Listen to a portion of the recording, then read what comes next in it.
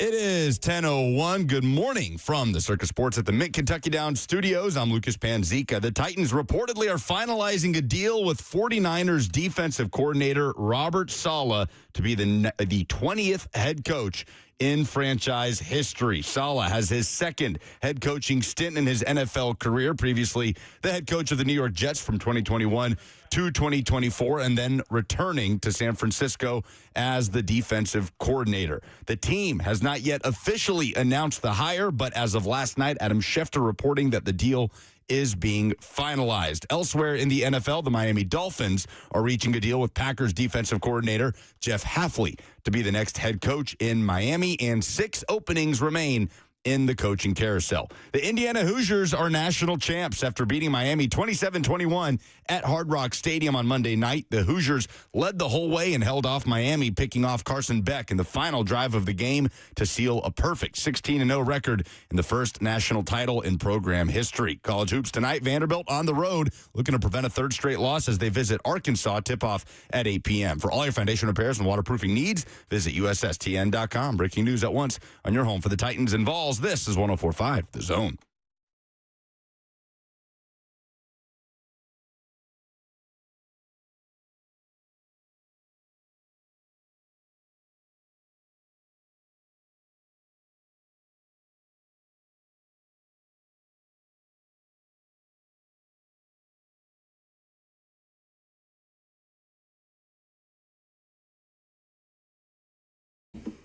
What a night. In Miami at Hard Rock Stadium, the Indiana Hoosiers are national champions. Lucas, I rode that bandwagon all the way to the top, and it was glorious. Fernando Mendoza, Charlie Becker, Kurt Signetti, all huge, instrumental, and of course the Carson Beck death pick to seal it all, to give that institution the only undefeated record in college basketball, men's college basketball, and modern-day college football since what, like 1834? You did a great job feigning joy. Oh, it means so much. Oh, it just means so much, the pain that I've been through for Why the does last it have 2 to be? weeks. Listen, you sweet, sweet angel. I know that Tennessee has caused you a great amount of pain, but you don't have to suffer to experience joy. I know that may seem a foreign concept to you and your fandom, but I can be 17 tequila sodas in and feel elated whilst singing Fernando. The party looked great from the rafters. But you did a great job pretending to care about something that 3 weeks ago you couldn't give less of a damn about. Now I care. I'm going to buy season tickets just to bother you. 615-737-1045. My voice is gone, but I am here. Diana Rossini will be here as well. She reported last night that Robert Saleh is going to be the next coach of the Titans. We can talk about that. Throughout the course of the day, to be honest, I wasn't paying any bit of attention to any kind of reaction last night. Ross informed me because Robert is out with food poisoning. Yes? Yes. So we'll see if he's able to pick himself up and dust himself off and come in tomorrow. Ross informed me that people are excited pending an offensive coordinator hire, which feels right because, I don't know, what is inspiring about Robert Saleh if Mike McDaniel does not come with him? Sure. It's just not Matt Nagy? His Rolodex will be interesting in that regard and who he brings in on his staff. Obviously, that's the very first thing that we look to, but I do think there was some drama over the last few days from Titans fans, right? Like, nobody wanted Jeff Hafley here. Oh, really? Titans fans. They didn't want him? Name one Titans fan that called in here that told you, no, Jeff Hafley's the guy. We got to hire Jeff Hafley, right? Nobody gave a damn about Jeff Hafley in this whole search. And then Hafley except for the Dolphins who hired him. Well, that's what I'm saying. I'm talking about Titans fans, right? Nobody even mentioned Jeff Hafley in our sort of ecosystem here. And then Hafley takes the Miami job before getting an interview with the Titans, and everybody's like, oh, he didn't even want to come here. Didn't even want to come talk to the Titans. And the drama as everybody was dreading the potential Nagy hire. It did seem inevitable. And then it just reversed course. It did seem inevitable. And it reversed course. And it was down to Nagy and Saleh. And boom, Robert Saleh is the next head coach of the Titans. Okay. It doesn't sound like there's any kind of press conference that's imminent this week. But they have not announced it. Well, I know. I texted PR, and they said there was not anything planned for the immediate future. So we will see what happens there. All right, so I want to talk about this college football game, though. What is the best college football team of all time? Either 01 Miami or 2019 LSU. I was going to say that those two would be ahead of Indiana, this Indiana team, to me, because they were far more talented across the board, and they also won national championships. But I don't know how you can make it past third without mentioning this Indiana team. There's no story like it in sports. Yeah, there's no story like it in sports. It's also a little bit apples and oranges. You can argue what Indiana has done is more impressive because it's just impossible to stockpile talent the way those teams did. I'd put at 2020 Alabama in there as well. And Indiana did this with a number one overall pick quarterback, but also a team behind him, a team of guys that, I don't know, who's the next highest drafted Indiana Hoosier going to be from this team? Pons, is he a first-round corner? Himself into it. Yeah, for sure. Imagine. His playoff was incredible. No, I think he was projected as a potential first-rounder before the season began, and then, obviously played up to it. We'll see if he's a little undersized. I don't know how that translates to the next level when you've got, pterodactyls all over the place playing wide receiver in the NFL, and that size advantage will show up in a big way. But beyond him, it's just a bunch of dudes. It's just a bunch of 3 stars and 2 stars out there grinding it out, gutting it out. 16-0, man. And it was in question, right? Because Miami's defense is excellent, and they played them tough the whole way through. Miami, from an offensive standpoint, really, really struggled to get things going. And obviously the block punt for the touchdown was a huge swing in the momentum. I did feel that Miami was, I don't know how much you guys actually traffic in momentum. Ross, you played football at a reasonably high level, I guess. You're the closest thing to a football player we have around here.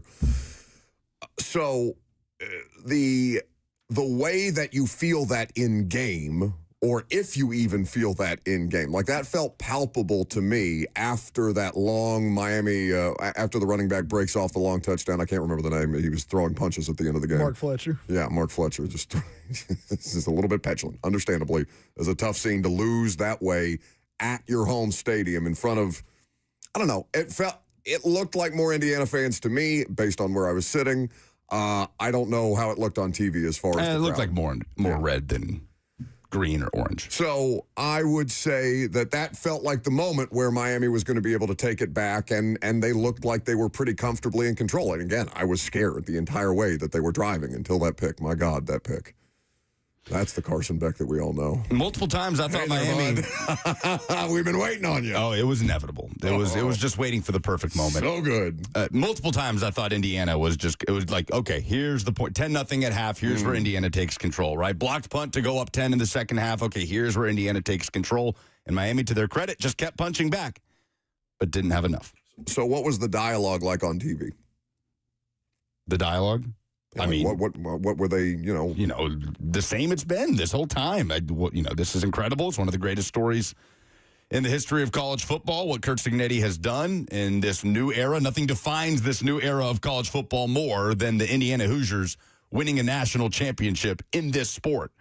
But do you as a Tennessee fan look at that and be like, okay, that's the way? Or is that just shooting star unicorn? I think it's their way. I don't think it's certainly their way because they have him, right? They have Cignetti. It puts it on the table that there are certain things now that are possible for programs that it felt impossible for.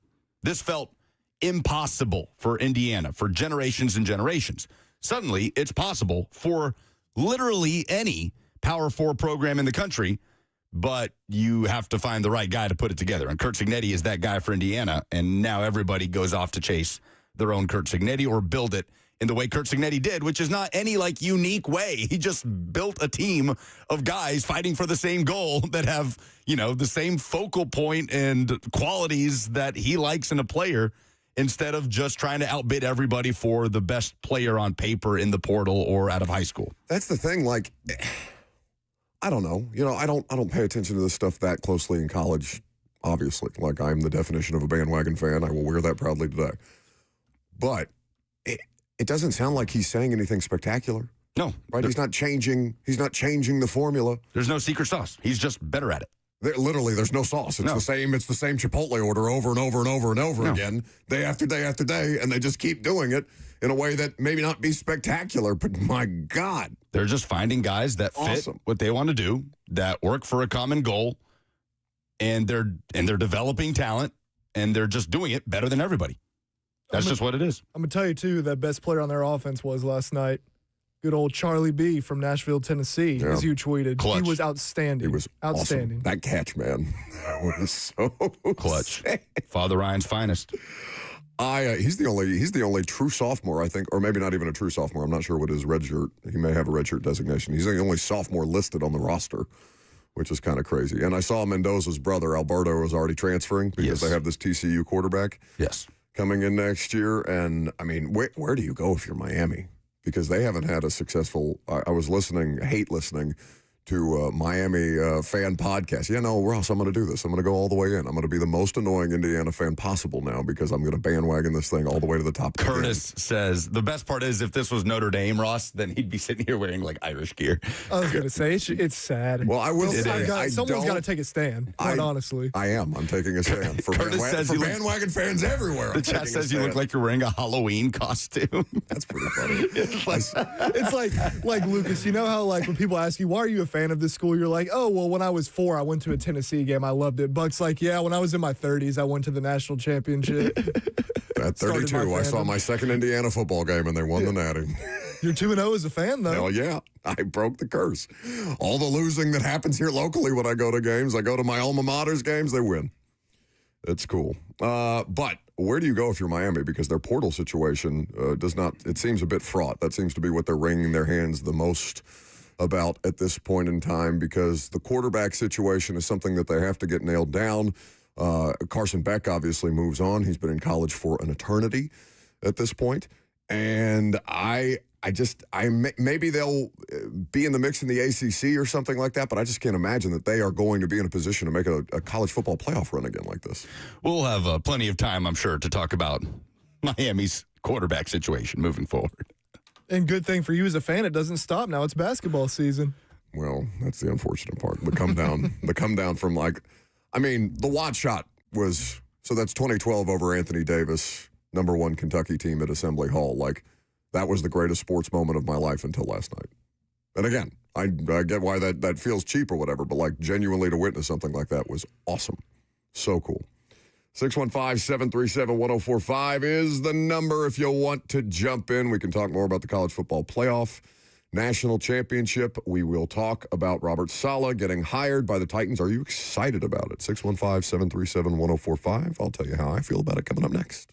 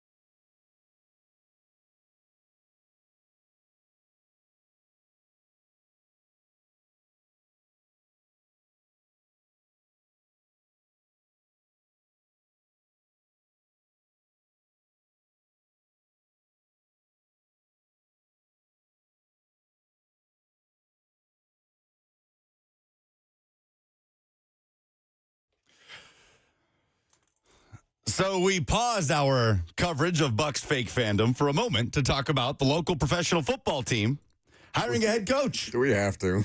I'm having so much fun. I loved you yesterday tweeting, imagine caring about the Tennessee Titans right now, and then promptly I know, I was so recording a reel about the Titans as you were doing a great job not caring about the Titans while trying to engage Titans fans. You have those two things mixed. Austin Stanley at A to Z Sports was like, can you do a reel walking through the Indiana tailgate about Sean McDermott, the Bills coach, who was fired? And I said, yeah, I mean, I'm very drunk, but I will do it, and you guys will have to edit it appropriately. And so they put that out. And then I kept getting tweets like during the national championship game about, like, I guess it was a mess as far as, like, you know, they can't let him out of the building, or Saleh's going to go be the coach of the next Arizona Cardinals or something like that. So Titans fans are going through it. Some guy tweeted me.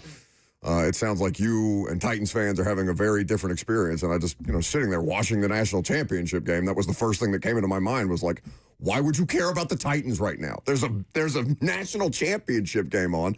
And, I have a little extra investment in that than this. Can't say we're all Indiana fans down here, but, can't say you are either, really. No, I really can't. No, imagine caring about the thing that you cover. Look. Make it tough. I will say, the drama was a little bit out of control over the last couple of days. Now, what do you mean? The meltdown from Titans fans. Okay. Look at the comments on their Instagram post about Matt Nagy last night when they posted the interviews. On the Titans Instagram page. It is brutal. Oh, yeah. I mean, the sky is falling feel of the last 2 days has been just a touch dramatic for me, right? Like the Titans, yes, set up a meeting with John Harbaugh, never got to that meeting. He takes the Giants job, cancels the Titans in-person meeting that was scheduled to happen in Baltimore. Titans were going to talk to Kevin Stefanski on Sunday, and he takes the Falcons job on Saturday, right? Jeff Hafley was scheduled to talk to the Titans today, takes the Miami job yesterday, which, by the way, we all expected and did not hear a single Titans fan pining to hire Jeff Hafley. And then the moment he takes the Miami job, Titans fans are melting down. But to me... Well, that's because it felt like they were on a direct collision course with Matt Nagy. Right. Like, that was the most common thing we heard yesterday, right, Ross, was it's all a sham, this wide-ranging coaching search, casting a wide net. That was all just words. They were always just going to make the buddy hire. Mike Borgonzi was always going to go get his boy, Matt Nagy, to be coach of the Titans. And then it comes down to Matt Nagy and Robert Saleh, and it's Robert Saleh who gets the job. So I do think the drama was a little bit overblown from Titans fans over the last couple of days, and the Titans end up hiring Saleh before he gets a chance to go talk to Arizona. I'm just confused as to why they think that's better, like as a fan base. Matt Nagy's resume is appreciably better than Robert Saleh's. Sure, Robert Saleh was the failed coach of the New York Jets, one of the biggest dumpster fire franchises in the National Football League. His last plan to develop a young quarterback involving, and maybe Zach Wilson never works out, right? Like Zach Wilson never looked as good as Cam Ward did as a rookie. Like, that's fair to point out. But I can't imagine. I'm confused as to what I was confused by the extremism of the Nagy hatred on the front end. I'm confused why there would be a celebration for hiring somebody who is worse than Matt Nagy at this job, who has been worse than Matt Nagy at this job. Yeah, on paper, the black and white of it is Matt Nagy had a better single season than Robert Saleh ever had. Obviously, there is so much context around that we're going to talk about in regards to Robert Saleh getting his second opportunity as a head coach. But as soon as they hired Saleh, I couldn't help but think back to Mike Borgonzi's press conference the Tuesday after the regular season ended when asked about what kind of qualities he's looking for in a head coach. It's a lot to do with leadership. It's having a clear vision, having standards for what you do, and then having that person, not be afraid of conflict in a negative way, but being able to hold people accountable is the biggest thing. Throughout the whole building, Paul, staff, players, and how do you do that? And that person ultimately has to connect everybody in the building too. So you have to have that balance there of, being demanding, connecting people in the building, and just bringing people together. So those are the big things that really we're looking for. And obviously they have to have a strategic vision in terms of philosophy and X's and O's as well. So that is Mike Borgonzi speaking a couple of weeks ago, and that is who the Titans end up going with to fit that mold. Robert Saleh, the defensive coordinator of the Niners. Okay. I'm looking forward to having Diana on because she covered him very closely when he was with the Jets, so I would be curious to know about the level of accountability that Robert Saleh brings to a building, because I don't know that was evident in New York. Now, his defenses were excellent. The best thing that you can say about Robert Saleh's defenses is that or Robert Saleh as a coach, generally, like, he did a hell of a job with the San Francisco 49ers, man. They had no players left. And it's not to say that he doesn't deserve another head coaching opportunity. Obviously, he interviewed in a variety of different places. He was somebody people were curious to talk to. Just in the same way that I would look at somebody like Matt Nagy or Mike McCarthy. I mean, Mike McCarthy's a different example. I shouldn't put him in that group. What other Stefanski, let's say, who had more success than Robert Saleh with the Browns, but guys who were on their second opportunity that could stand to learn from their first opportunity and grow from it. Robert Saleh absolutely deserves that opportunity. I want to know his plan for the quarterback, because like him, so the dream team for Titans fans is him and McDaniel, right? Yes. Him and Mike McDaniel, the former Miami Dolphins coach who was with Saleh in a different capacity in San Francisco. They know each other well. It sounds like there's a productive and good working relationship there. There has been no offensive coordinator reported for the Tennessee Titans. This doesn't mean anything to me if it's Robert Saleh without a meaningful offensive coordinator hire. Because what's the plan? You don't think that was discussed in the interview? No, I'm certain. Okay. But why is it, if it's, if that's the plan, then why isn't it done? Connor Hughes of SNY, I mean, look, first of all, they haven't even announced Saleh, right? Like, they're still finalizing the deal, the last we heard. Yeah, but the reporting is that Saleh's going to be the next head coach. I would assume if the plan was in place for McDaniel to come in here and be the offensive coordinator, that would also be reported. Wouldn't you want that out there? Have any other coordinator of the hires that have happened? Has there been a single coordinator hire reported? Negative. No, that's not true. The Falcons retained Jeff Ulbrich, I guess. Well, he's a defensive coordinator. Lucas asked coordinator, period. I'm coordinators saying, generally. Yeah. Isn't Harbaugh bringing Munkin? Has that been reported? I don't think I've seen that. I haven't seen that. I have seen that Ulbrich is staying in Atlanta. Bill Justin's Callahan, by the way. Bill Callahan, officially the O-line coach of the Falcons. I'm just saying, like, it's fine. Like, it's all well and good. It doesn't solve anything unless they have, like, the offensive coordinator thing. This is what I was talking about a couple of months ago when I said if depending on who they hire, the offensive coordinator may be more important than the actual head coach, because the quarterback is the thing that needs to succeed the most here, and you need the CEO type to run the building, and we'll find out from Diana how good Robert Saleh is at that in this particular situation. But, like, I await any kind of, like, hey, good job, guys, until they've hired the offensive coordinator. Well, they have to interview, yes? Rooney Rule still applies to coordinators, right? Okay, so you're not going to interview coordinators for the job. You're not going to check those boxes until you have the head coach in place. I'm just telling you. I'm just saying. Just keep your powder dry. Connor Hughes of SNY tweeted there was talk early on that Robert Saleh, had he gotten another head coaching opportunity, wanted to take Mike McDaniel with him as offensive coordinator. So the reporting there is that Saleh, at his next opportunity, does want to bring McDaniel along. Connor Orr of Sports Illustrated. He wants to succeed. That's a self-preservation thing. Connor Orr of Sports Illustrated tweeted that he heard Saleh's OC plan was incredibly detailed, comprehensive, and team-specific, which eased concern for Tennessee. Ton of moving parts when it comes to OC candidates this time of year, but he has a deeper well to access than most, says Connor Orr. Kansas City brought back Bieniemy. Yes, Bieniemy is the offensive coordinator, yes. Which means that Nagy will not be the offensive coordinator of the Chiefs. Nope. Interesting. Now, also, speaking of Todd Monken, Connor Hughes also tweeted 20 minutes ago that the Giants are, quote, confident things will work out with him as their offensive coordinator. So I don't think, I don't know if it's official yet. You're allowed to report. Yeah, that hire also happened like 5-6 days ago. Like, calm down. Well, we're going to learn more about who his plan's going to be. That until like Saturday. Yeah, Saturday. Our hire also happened at midnight, dang near. Like, probably wanted to get some sleep last night. Okay. Like, I want to hear from Titans fans if they're excited about this. Like, I don't think there's anything wrong with poking holes. I think one of our callers is not, if what he said to me was any indication. Okay. Well, we can get to those here in just a second. 615-737-1045.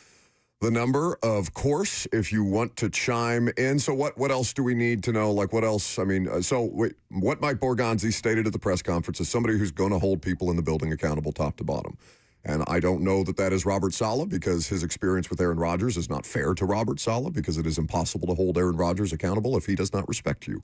And Robert Saleh was fired before Aaron Rodgers. Obviously, his tenure with the Jets, well, I guess it went Joe Douglas fired first, then Robert Saleh fired in season, and Aaron Rodgers just kind of ruling the roost in New York until he went on to join the Pittsburgh Steelers last year. So we'll find out the accountability portion from Diana, who, of course, covered the Jets closely during Saleh's tenure.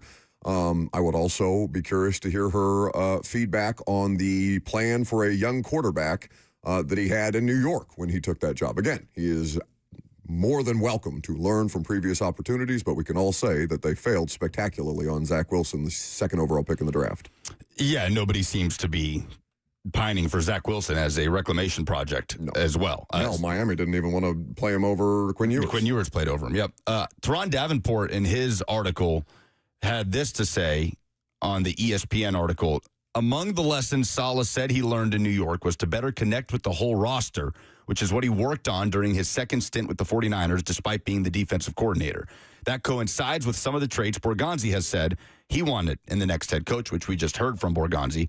So, yes, like on paper, the record that Matt Nagy had in Chicago is better than the record Saleh had in New York, but we can acknowledge there is context, right, that we can look at those through certain lenses and understand kind of what went wrong for both of those coaches in both of those situations. Sure.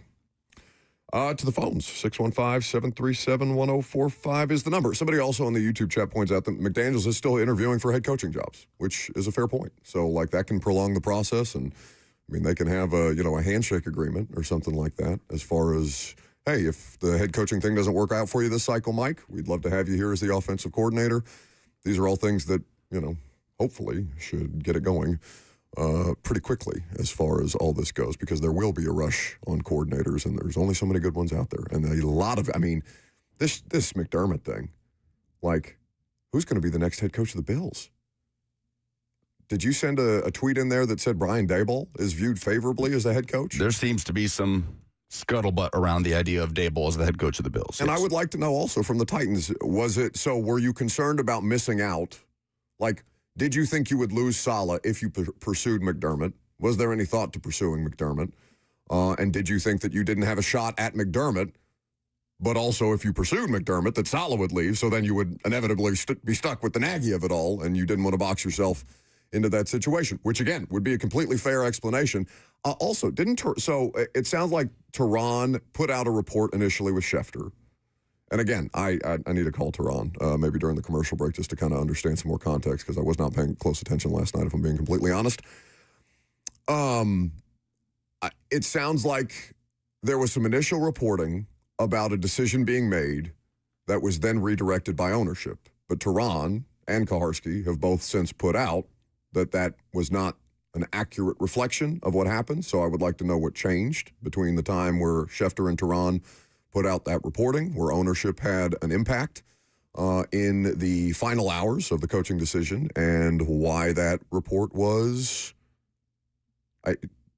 walked back or redacted. Again, I want to know the details of it before we talk about it, but I would like to know if there was an Amy Adams Strunk component of this that we are not talking about, or that they are trying to make less apparent in all of this. All right, let's go to Asher in Nashville. Hey, man, how's it going? Pretty good. Pretty good. So, quick question for you. Now the Titans seem to have locked up Saleh. What do you think the Titans' floor is with him as the head coach? And then also, what do you think the floor is if we bring in McDaniel as well? I mean, I don't know who. There's so many different personnel questions that have to be answered. Like, I mean, I know McDaniel is famous for making chicken salad out of chicken bleep to a certain extent, but I mean, I don't know. Your floor was supposed to be 5 wins last year, and you fell short of that. So, what was Robert Saleh's best record as a Jets head coach? 2 years in a row of 7-10, I believe. 22 and 23. Okay, so 5 wins feels right. I think pending personnel changes. When you're hiring a coach, I think it's more about, what's the ceiling, right? That's what you're trying to figure out more than anything. What's the ceiling here? I think we've seen in the NFL as of late, the floor is a dangerous word, right? To say, the floor is 5 to 6 wins. No, anybody can fall below that at any given point. So, yeah, I mean, I don't know, man. Like, they just made the decision. There's all manner of different staff things to work out, and we'll see what happens.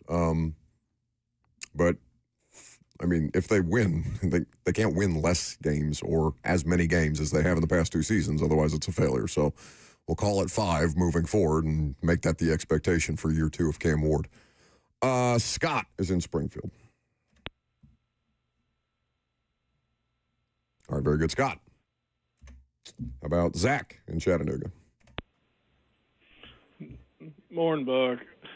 I can only speak for some of the Titans fans I've talked to today, but we are all fired up about Robert Saleh. Okay. We cannot wait for next season. I feel like the most important factor in this hire is he is definitely going to fight the Jags head coach during a game at one point, and we can go into Wikipedia and change the Jags owner back to Derrick Henry. That's all. Thank you. Bye. Okay. Thank you for the call. He needs to be a better coach than Liam Cohen, and Liam Cohen's a pretty damn good coach. Like, not just the post-game, what would you call that? A dust-up? Yeah. A bickering? Kerfuffle. A kerfuffle? Was there shoving or just words exchanged? Mostly just words. Words and coaches being held back. Yeah. Well, I'm glad that he can trash talk. I just need to know if he can coach better than Liam Cohen, because Liam Cohen just had his team in the playoffs and winning the division in the first year. So we'll see. Tom is in Springfield. Hey, good morning. Good morning. So, do you think there's going to be like any FOMO with Sean McDermott, like maybe missing out, like maybe like Mike Vrabel? Because I mean, let's face it, I think Mike Vrabel is going to the Super Bowl. So I'm sorry, I couldn't quite hear. So any FOMO on Sean McDermott? Like, will Titans fans feel like they missed out? Absolutely. I don't know how Titans fans will feel. I would say Sean McDermott was the best coach available after they fired him. Yeah, I haven't seen anything about Sean McDermott since he was fired. It's a weird time in the cycle. Like, that's the thing is, like, obviously you'd rather have him than Saleh, but like, was that even going to be realistic at all given what the time frame was? I mean, it hasn't happened since Malarkey, a coach fired after a divisional round game. Really? Yeah, I mean, I don't know. The idea that Brandon Beane got a promotion, the general manager there, with that roster looking the way that it does. With Khalil Shakir as your wide receiver one. Crazy. Yeah. Also, wasn't Malarkey wild card round? Or was it divisional? Malarkey got fired after the divisional loss to the Patriots. Yeah, they beat the Chiefs in the wild card. That's right. Yeah, because the Chiefs, he got in a post-game press conference, and one of the first questions he was asked was, do you feel supported by ownership? And he kind of melted down. He went on a bit of a diatribe, and he was very cold and very flustered and very upset and very red-nosed. And Mike Malarkey was not there for very long after that. It's an incredibly unique situation for the 10th opening of a cycle to come in the divisional round when most are closing in on their guy. Ryan is in Franklin. Hey, guys. I was not so much of a question. I was going to drop a little 2 cents. I haven't heard much of this. Sure. Not really happy with the Saleh hire, considering, we got Sean out there, and just feel like we didn't even make a grab at him, and wrapping it up with Saleh on a guy that's not really proven as a head coach. But then outside of that, what are we thinking on draft? I mean, are we going Caleb Downs since we've gotten rid of our entire secondary that was halfway athletic? Just whatever you guys think. Thanks. Who goes in the first 3 picks at that point in time? Caleb Downs, safety would be interesting, wouldn't it? Caleb Downs out of Ohio State. And Ruben Bain, pretty good last night. Yeah, he was, man. Pretty good. Him and that Mesidor, dude. Like, I don't know what the draft stock on Mesidor is, Akeem Mesidor, but that dude was lightning quick off the edge. He was giving Mendoza all kind of problems. Do you see the pictures that Holly Rowe posted of Mendoza's throwing arm? Oh, yeah. Black and blue. Oof. I imagine the McDermott question will come up at the press conference, right? Oh, yeah. The next time we hear from Titans leadership on what that looked like, and I'm fascinated to see. There hasn't been a single report that I have seen of Sean McDermott lining up an interview with anybody or even agreeing to meet with anybody. Have you? No. It's been interesting over the last, literally 24 hours almost since he was fired. But it'd be a lot of similar questions. Obviously, his proof of concept is very much there, bringing Buffalo out of the depths as a head coach. But you'd have the same questions at offensive coordinator with McDermott. Are you bringing Joe Brady along? Are you trying to reunite with Brian Daboll? He's interviewing for a bunch of other jobs, including being talked about as the next Bills head coach to replace Sean McDermott. So I don't know where things stand with McDermott. Do you like the hire? You're a Titans fan, the two of you. Do you like the hire? Like just sight unseen, no staff, him. Yeah, I like the hire. I like how it fits. It feels like it fits what Mike Borgonzi laid out at his press conference a couple of weeks ago, and a lot of the qualities that we talked about the next Titans head coach needing to have. And I felt like he was the retread, the second opportunity guy that, obviously not being close to the situation, none of us are, had, I would say, the least to do with the lack of success at the place that he failed at previously, right? Not to say that Robert Saleh, there aren't criticisms there. He did his job on defense. It was, here's Zach Wilson, now here's Aaron Rodgers. Oh, you don't get Aaron Rodgers. Here's Zach Wilson for a whole season. Obviously, it's one of, if not the most toxic environments in the NFL. But, yes, I came away, especially when the two finalists came down to Saleh versus Nagy, and if he is able to bring in a competent offensive coordinator and use his Rolodex in a positive way, I come away pretty positive about the hire. Ross? I like it. I'll feel even better if we get McDaniel, which that would just be probably a year. Again, I'm talking about just him. Yeah, just Saleh. I like it. I think I'm kind of with Lucas. I don't think Saleh's blameless, but I think Woody Johnson was so hands-on, and that is not ideal for any football coach. So I would like to see him with ownership that is maybe less hands-on, and he just gets to do his job this time around. And Woody Johnson is worse than Amy Adams Strunk. Oh, 100%. As an owner. You could argue he's the worst in the league. He's probably the worst in maybe pro sports. There's a few to choose from. I don't think Bidwell's viewed very favorably in Arizona. Either way. But he doesn't get enough credit for how bad he is, Bidwell. Nobody talks about nobody Bidwell. Nobody cares. Woody Johnson was the ambassador to, the UK? Like, everybody talks about Woody Johnson. Yeah. What a time in American politics. All right. We will take more of your phone calls on the Titans head coaching hiring later. Diana Rossini will join us, and we'll simply ask her that question. How much blame does Robert Saleh deserve for the way that it ended in New York? How much better can he be in Tennessee?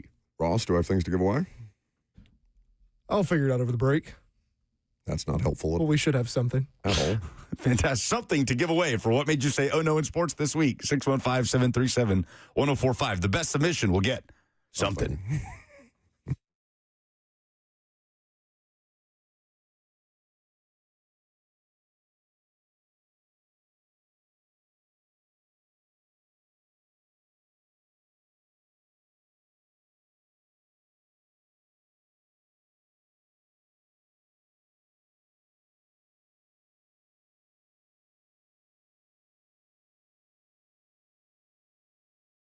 You've got one life, and it's too short for not nows, maybe laters, and tomorrows. If you're noticing issues with ED or performance, then your relationships, your confidence, and even your career has already been affected. Online folks promise convenience and discretion, but their treatments are generic, and some even unsafe. No more excuses. The Tennessee Men's Clinic is the state's first men's health-focused urology practice. Multiple urologists and providers focus solely on male performance. No unproven snake oil or peptides without solid research. Since 2014, they've pioneered men's health in Tennessee and have been testing and growing to make sure you get the best care and the safest, most effective treatments. Call 615-208-9090 right now. That's 615-208-9090 right now, or book online in under 30 seconds at TennesseeMen'sClinic.com.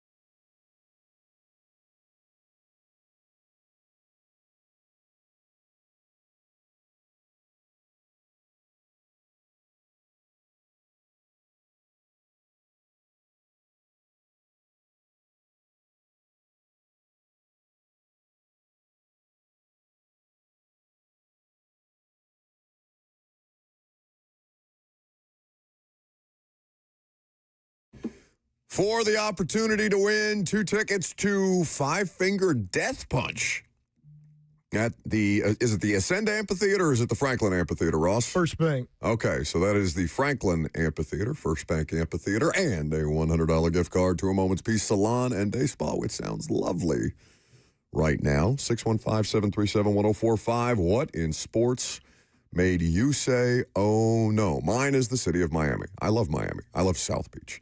But the city of Miami, where Hard Rock, well, it's not even in the city of Miami, Miami Gardens, where the Hard Rock Stadium exists, which is about, I would say, I don't know, it took us an hour and a half to get there from South Beach yesterday. Logistically, for a place that hosts as many premier events as it does, which includes Super Bowls, college football, national championship games. They host huge tennis events there. They host F1 out there at Hard Rock Stadium. That is a multi-purpose stadium for a variety of different reasons, the logistics of which are horrendous. It took probably 3.5 hours to get out of that stadium last night. And the people, I know that the local police division in Miami Gardens has got their hands full dealing with a bunch of drunk Indiana Hoosier fans after a game and petulant Miami fans after a game like that. But I just could not get over how many events that they have hosted at that place and how poorly those things are organized after the fact. Also, the fact that you have to walk damn near 45 minutes to get to the stadium from anywhere that you can get dropped off at. That was my oh-no yesterday. Carson Beck made me say, oh no. That's bad. Last night, as he only had 1 turnover throughout the course of the playoff. He's been good. He has not screwed it up. Had a hard time moving the football for most of the game, but to Miami's credit, they found ways to stay in that game. They broke big plays in the run game. Carson Beck put together a couple of nice drives, but with the national championship on the line, 2-minute drill, end of the game, we all wondered when that Carson Beck death pick was going to happen. We hadn't seen it since Miami's last loss, overtime at SMU, on the first day of November, and it was always coming. It was always inevitable. It was just waiting for the perfect moment to strike. And that moment was less than a minute to go. Carson Beck throwing towards the end zone. Very underthrown ball. Interception, Indiana. Game over in the last throw of his college football career. Electric. Ross? I don't know whether to put this on the ESPN cameraman or the producers or how to phrase this the right way, but a lady that made an appearance on TV last night near the end of the game. Bella Danger, the porn star. Yes. Okay, what, are you scared? I didn't know, All right, very good. Well, yes. It's a weird thing for you to choose if you don't know how to say it in front of the microphone. The adult film actress that made it on TV Okay, last very night. good. Just her existence on television? Yeah, just, optics of it. Maybe looking back, I don't think they knew. The internet went nuts over that. The internet did Looking go bad, they just showed a picture of on TV. Who cares? I do wonder if that was intentional or if ESPN thought they were just, oh, here's a random Miami fan. Sad fan in the crowd. Yeah, no, they do that with, attractive Indiana fans in the stands, attractive Miami fans in the stands. Oh, it's a very good-looking woman. Oh, she does porn. Or she doesn't actively do porn, does she? I don't know. But, yeah.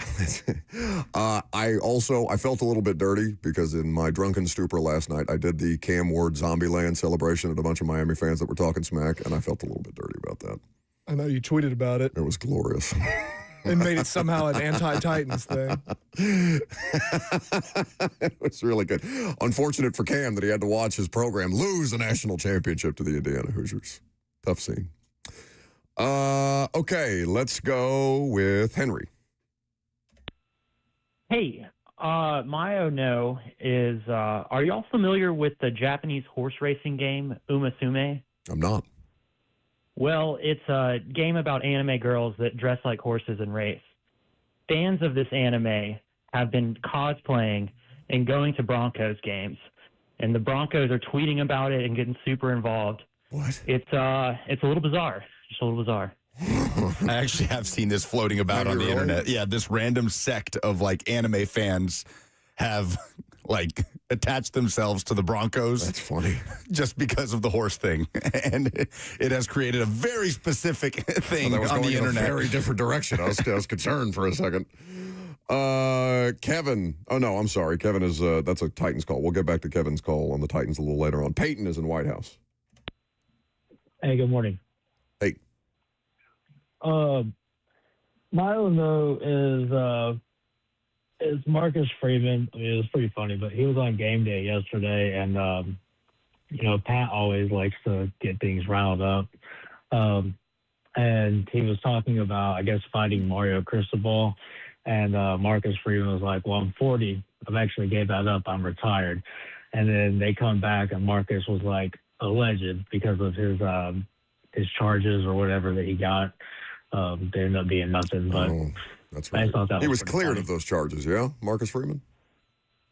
Yes, there was video that showed nothing happened from Marcus Freeman in that situation. It was a funny moment because it took him a second to realize what Pat was saying on TV, and then he caught on. Yeah. And thought it was hilarious. Okay, that's funny.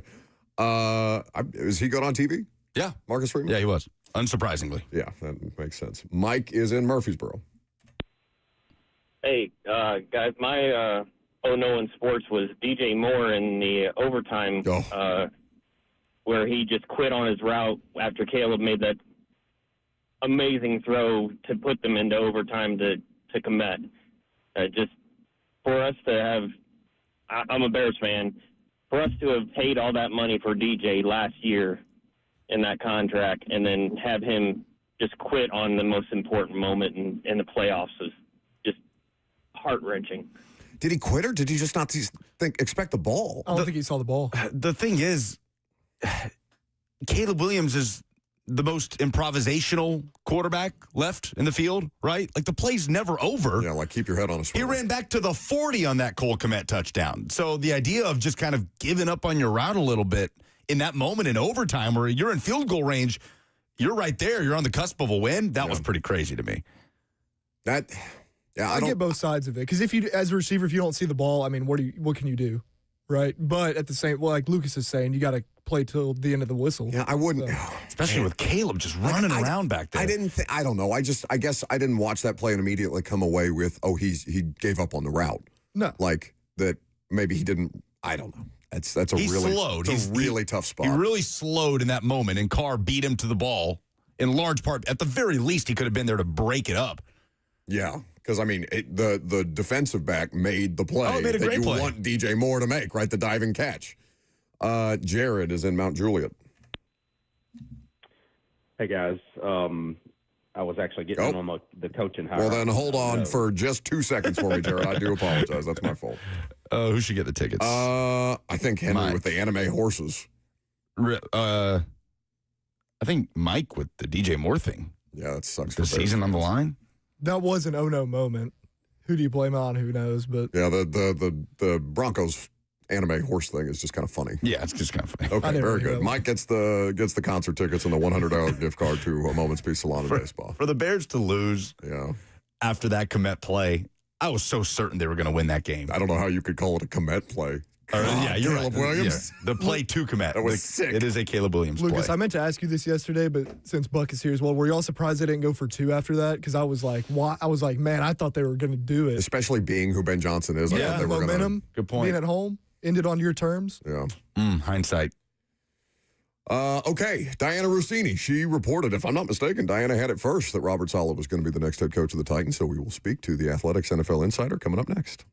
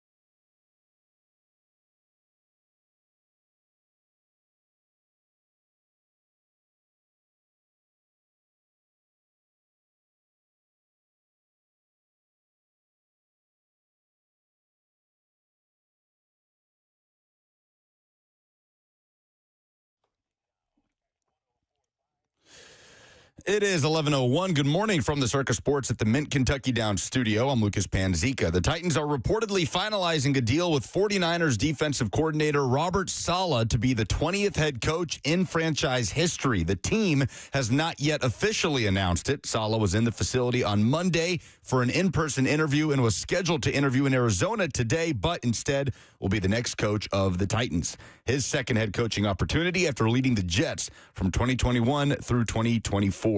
Elsewhere in the NFL, the Dolphins are naming Packers defensive coordinator Jeff Hafley their head coach. 6 open jobs still remain in the coaching carousel. And the Indiana Hoosiers are national champs after beating Miami 27-21 at Hard Rock Stadium Monday night. The Hoosiers led the whole way and held off Miami, picking off Carson Beck in the final drive of the game to seal a perfect 16-0 record and the first football national title in program history. College hoops tonight. Number 15 Vanderbilt is on the road looking to prevent a third straight loss as they visit 20th ranked Arkansas. Tip-off is at 8 p.m. For all your foundation repairs and waterproofing needs, visit USSTN.com. Breaking news at once on your home for the Titans and Vols. This is 104.5 The Zone.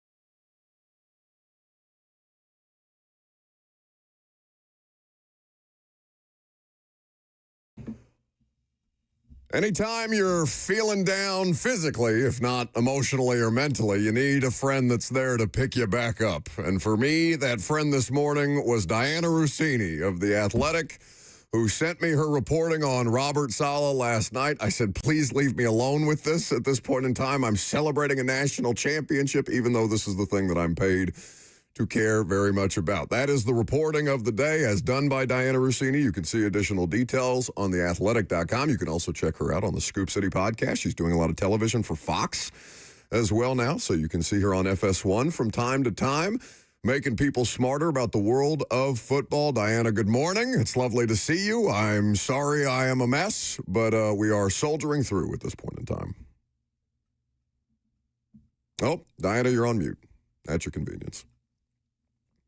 I saw that you weren't tweeting much about anything Titans related, and I got nervous. I said, he is absolutely hammered right now, and somebody needs to let him know that things are happening right now. But what I realized quickly was you knew the whole time. Yeah, I you just knew didn't care. You just did not care. Like, that's when you know that all of this has worn on you over the years, that you're at a national championship game. The pro football team in your city finally made a hire after 275,000 interviews. And you didn't even say anything. I was there for you. It was really just a pulse check. It was just making sure you're all right. And you are not okay from the way you look right now. I'm better than I've ever been, ironically enough, but I am, you are correct. I'm unwell at this point in time. And I give Titans fans a hard time. They already think that I don't care about them on a regular basis. I understand the importance of this hire because of what it means, of course, for the future of Cam Ward more than anything else. And of course, the mental state of being in the city of Nashville, because their football has been so horrendous for these past, going back 4 years, even before they fired Mike Vrabel, things were on a decline here in a substantial way. But I want to ask you first about Robert Saleh, because of course I know you know him well beyond just his time coaching as the New York Jets head coach, but that is his most recent experience, of which I don't think it's too strong a terms to call it a failure for a variety of different reasons. Diana, what was the biggest reason why Robert Saleh failed in New York? I think he lost a lot of confidence from ownership over the years because he just wasn't able to put out performances that backed up what they were trying to do. I think initially when he got the job, the culture building, the leadership, the energy, the things that Tennessee probably bought into is exactly what Woody Johnson bought into. And when I say bought into, like, they were sold on him because they believed in him. And so did the locker room. Players to this day will still speak very, very highly about Robert Saleh as a coach, as a man, as somebody that was really trying to win. He he gave it his best in New York. But I also think when you're a first-year head coach, there are things that you're not prepared for. Being a first-time head coach is difficult enough, but then you do it in New York City, and then you do it with a quarterback that, I think we can all say now isn't very good in Zach Wilson. And then you bring a Hall of Fame quarterback in, and he can't make that work either. I think the entire experiment of Saleh in New York, it just didn't work. But I think you can still separate some of the things that he can bring and some of the skills he does have. Because when you see him in San Francisco, that's the version you want in Tennessee. That's the guy that you hired. And I think that's what they're hoping for. But Buck, I can tell you all day yesterday, I really thought that Matt Nagy had the best shot at getting this job. And from what I understand, obviously he's got the relationship with Mike Borgonzi. I'm sure you've spoken about that about 9 million times on the show for the last 2 weeks. That I think that there were some people in the organization uncomfortable with that. And I think they have the right to be, right? Because you don't want to just hire your friend. But I'd argue that sometimes when you actually know what you're getting and you believe in it and you're putting your name to that as a first-time head coach, I think that's pretty valuable. But obviously, Robert Saleh was able to walk in that room in front of that committee and in front of ownership and sell what he can do and what he believes that the Tennessee Titans should be and could be with him at the helm. And he sold them and he got the job last night. Diana Rossini, senior NFL insider for The Athletic, is here with us on 104.5 The Zone, making us smarter about the hiring of Robert Saleh by the Tennessee Titans. We'll talk about some of the other openings in the NFL as well here in just a minute with Diana. As I was staring bleary-eyed through my phone trying to make sense of what went down last night, or as much sense as I could make of what went down last night, and then trying to catch up a little bit this morning as well, it sounds like it wasn't as clear and obvious as it may seem optically. It sounds like there was a pretty strong Nagy contingent, for lack of a better term, in the building. But ultimately, whether it be at the 11th hour, literally it felt like it was at the 11th hour last night, Saleh was the hire that was reported, not yet announced, but will soon be made official, as we are all expecting at this point in time. I wonder what you heard about how messy it might have gotten late last night at Ascension St. Thomas Sports Park. Well, Saleh certainly came in guns a-blazing. This is the job he's wanted the entire time. It was Tennessee, number one. No one was even close. And there are a lot of reasons. And most of the reasons that I think anyone listening knows about what Tennessee can provide, whether it's salary cap, whether it's the quarterback, a new stadium, the excitement around it, and really a team that's desperate for somebody to grab it again. Somebody to give it identity, someone to give it a personality, someone to give it a face alongside Cam Ward, outside Jeffrey Simmons, obviously. So I think this is where Saleh was able to grab it, because that's who he is. And the rest of the world, at least in the Nashville area, will get a chance to see what he's all about in this press conference. And you're going to probably say, yeah, I get this, because he does have that presence about him in a room. And I could see why he could go in there. And if, let's just say, the feelings were in the middle on whether Nagy was the guy or not, Robert Saleh is the type of guy who can come in and close. And that's exactly what he did. I don't necessarily, I didn't get any information that it got weird behind the scenes or uncomfortable. It was just, I think Saleh did that good of a job that everyone realized in the moment, like, yep, this is the guy. Like no doubt, kind of like when you just meet the one, like this is the person we're looking for. And look, maybe some of the past is haunting them a little. I think the biggest problem with the Callahan regime, I think we've talked about it on the show, is you just didn't know what Tennessee was ever. It was like, I think they're tough, but is that just from years prior? Is that what are they supposed to be about? And I think Robert Saleh is going to fix that immediately. Diana, what do you think Saleh is most focused on doing differently the second time around, right? With so many things that happened out of his control in New York and also some criticisms against him, what processes do you think he's most likely to change at his second stop?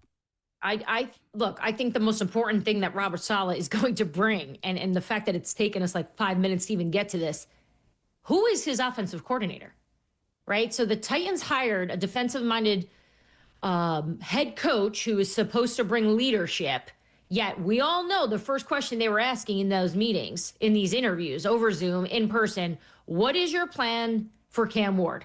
What are you going to do? And they still hired Robert Saleh without an offensive coordinator in place. So unless they know something we don't, and I can just tell you, I've spoken to many of the coordinators that are available, and none of them have told me they're going to Tennessee right now at this hour. They've had conversations with Robert Saleh, but no one has committed to it.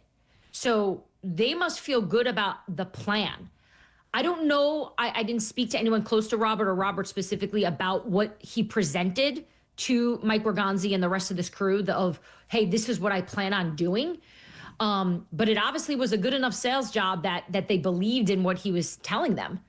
And I do think that is part of the process that he learned from Kyle Shanahan of how are you going to get any quarterback that walks in here, including a number 1 overall pick, to have success. And I think that's where he was really able to win over a lot of people in Tennessee. So I do think this is, to me, the bigger story is going to be who he gets here. Like, yes, Robert Saleh, I think he's going to be a fine coach.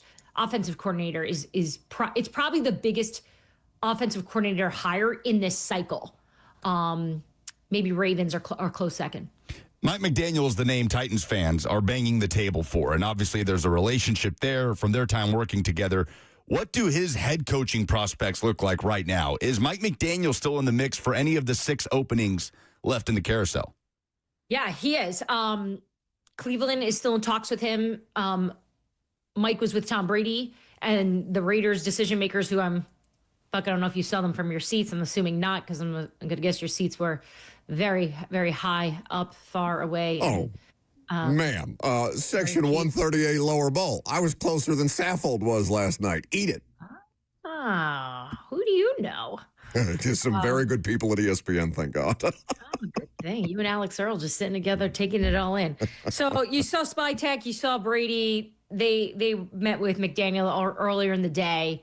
And from what I gather, they like him. And, McDaniel comes with a certain kind of style. We've seen it. We all kind of know he's a little outside the box. I think that's how Tennessee felt as well. Like, I think they appreciate what he can bring to an offense, but he's a certain type of personality, and you kind of have to like it and embrace that. And I don't necessarily believe that he was a good fit for what they were looking for. So I still think he's got a shot at one of these head coaching jobs. And if he doesn't get a head coaching job, it's going to be either Tampa, it's going to be the LA Chargers, the Philadelphia Eagles. He's their number 1. So he is certainly going to have a lot of options. I at this hour, I do not get the sense that Mike McDaniel is going to Tennessee. That could change, of course, because you got to see how this stuff shakes out. I know everyone on Twitter is like, oh my God, Robert Saleh is bringing in Mike McDaniel. That is not on the table at this moment. Diana Rossini, senior NFL insider for The Athletic. Senior is a title? Obviously, it's a title. I always feel that I would feel weird about somebody calling me a senior anything, but it's obviously a term of respect. I know Drake May called me ma'am the other day in the locker room. I'm like, I am 97. Like, it doesn't ma'am just give you, like, and I know that's more Southern and up here and we don't talk like that, but he's from the South and I went up to him. I'm like, Drake, good to see you. I hadn't seen him since training camp. He's like, oh, thank you so much, ma'am. I'm like, what a polite young man. What a sweet baby angel. So polite, like really nice, like very kind. But I immediately made an appointment for a plastic surgeon and get it. It's a Southern thing if he calls you Miss Diana, like Miss Amy down here with no. The Give me Miss. Give me Miss. That makes it sound like I'm at least within the ages of like 30 to 40. Ma'am is like 62 to 78, Well, Bo Nick's definitely a ma'am guy, too. 100%. Yeah. But the very... So, funny you say that. Bo Nick's never calls me ma'am. Never. He just said, he's like, yo, or a dude, or whatever. So that's so funny you say that. He's a bro. Not. He's a bro. Like Alabama's finest. So that's how I'm going to pick this weekend's games. I'm going for the Broncos because their quarterback who won't be playing made me feel better about myself. Well, the very, very youthful NFL insider, Diana Rossini, here with there us you go. On 104.5 The Zone. No, ma'am, at all at this point in time. But as we sit here, you bring up the championship games. We will have the Denver Broncos and the New England Patriots. We will have the Los Angeles Rams and the Seattle Seahawks. As you look at this championship round, the storylines that most interest you from an NFL league-wide perspective are?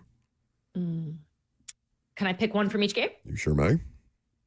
I am terrified for the Patriots for what Sean Payton can cook up in a position that he's in right now. I think the best thing to happen to Denver was losing Bo Nix. And I know most people will say, why would losing a starting quarterback be good?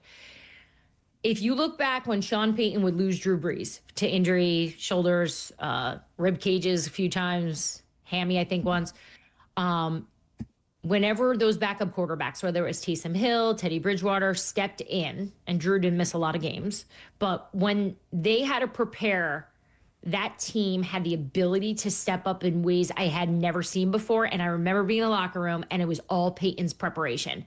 That is his strength. He has the pulse of a team. So while I do think this Denver defense is going to be scary for a young Drake May and an offensive line that struggled a bit here that we saw against Houston, I'm expecting a ferocious Broncos team at home against a Patriots team that I think we're a little lucky that CJ Stroud wasn't so great on Sunday, because I think if CJ Stroud brought the best version of him, I think Houston would have walked out of that thing winning. Other side, I still haven't seen Matthew Stafford kind of put the cape on in the playoffs yet. This is going to be the moment. I think this is where he does. So I'm interested to see how the Seahawks defense going to handle a Stafford who I think is going to be rolling on all cylinders. The fallout from that Broncos-Bills game, insane. To your point, Bo Nix going down, Sean McDermott fired. And here we are, Diana, just over 24 hours away from Sean McDermott being fired, and haven't seen his name pop up and mentioned in any way for any openings of the 6 that are left. Do you expect Sean McDermott to be a head coach somewhere next year?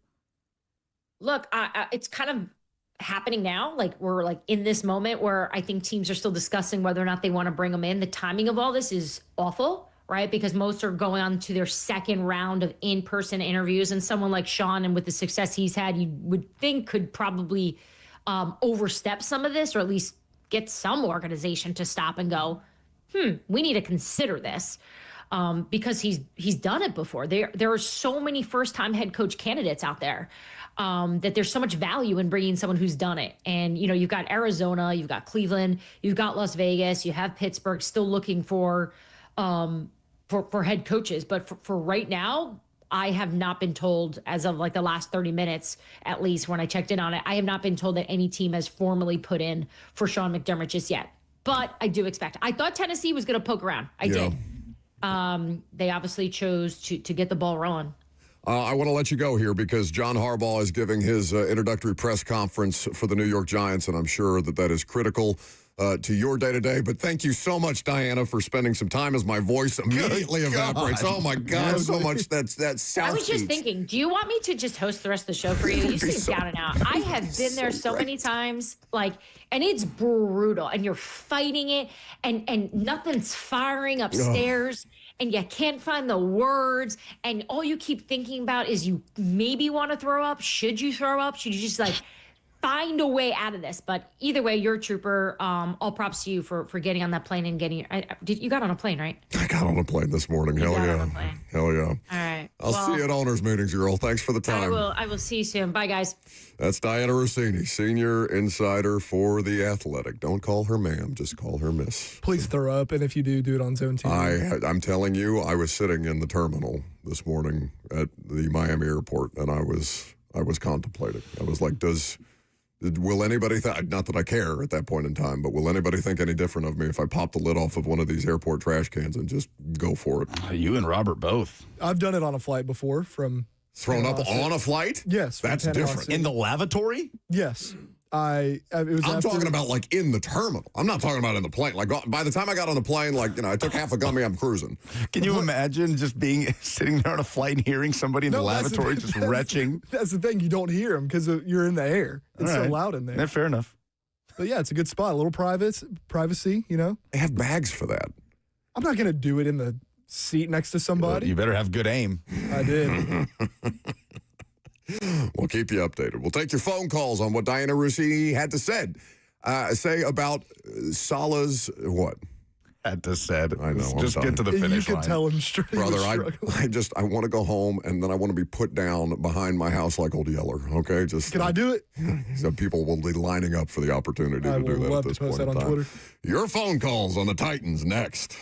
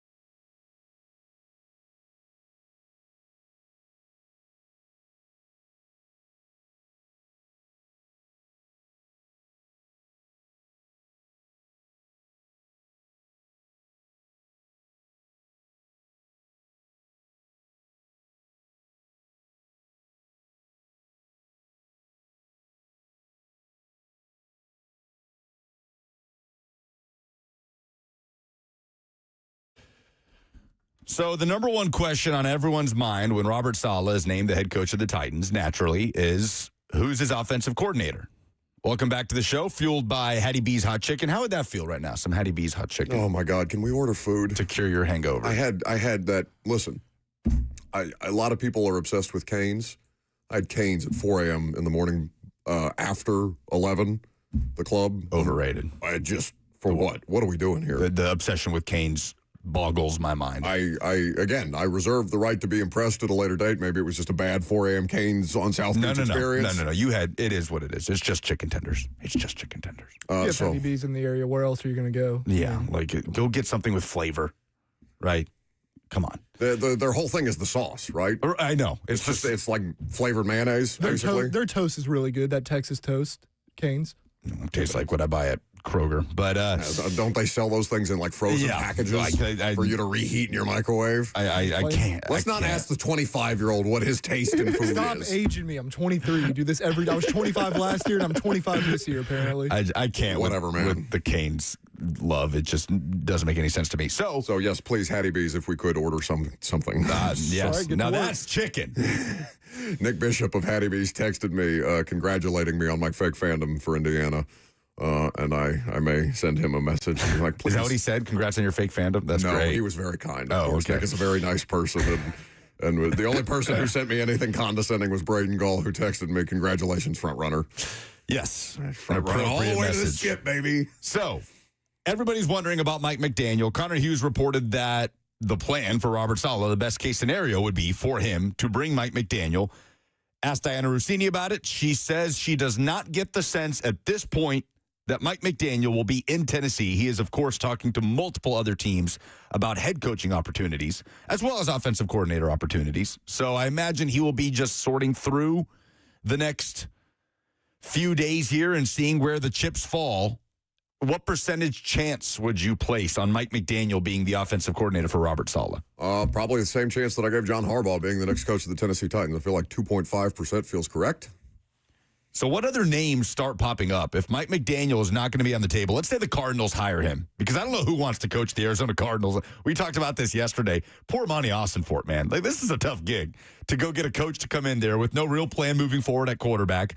An owner that's not exactly viewed favorably, and an absolute juggernaut of a division. Yeah, the division is brutal. It's like, oh, good luck. Niners, Seahawks, Rams. Have fun. Well, and the other part of this is, and this is the thing that I will truly accept as a selling point on the Titans, Nashville kicks the snot. I mean, Glendale is nothing. Glendale is a stadium and a mall and a Topgolf in the desert. Like Phoenix and Scottsdale are close by proximity. You were just out there. Yeah, Phoenix is no, I like Phoenix. You're not, I mean, you can live in Phoenix. Glendale is, it's a wasteland. Yeah. So anyway, so I would say 2.5% on Mike McDaniel. I would say so. Other offensive coordinator candidates at that point in time, Cliff Kingsbury is somebody who is interviewing both for head coaching jobs and for offensive coordinator jobs. Yep, same goes for Brian Daboll.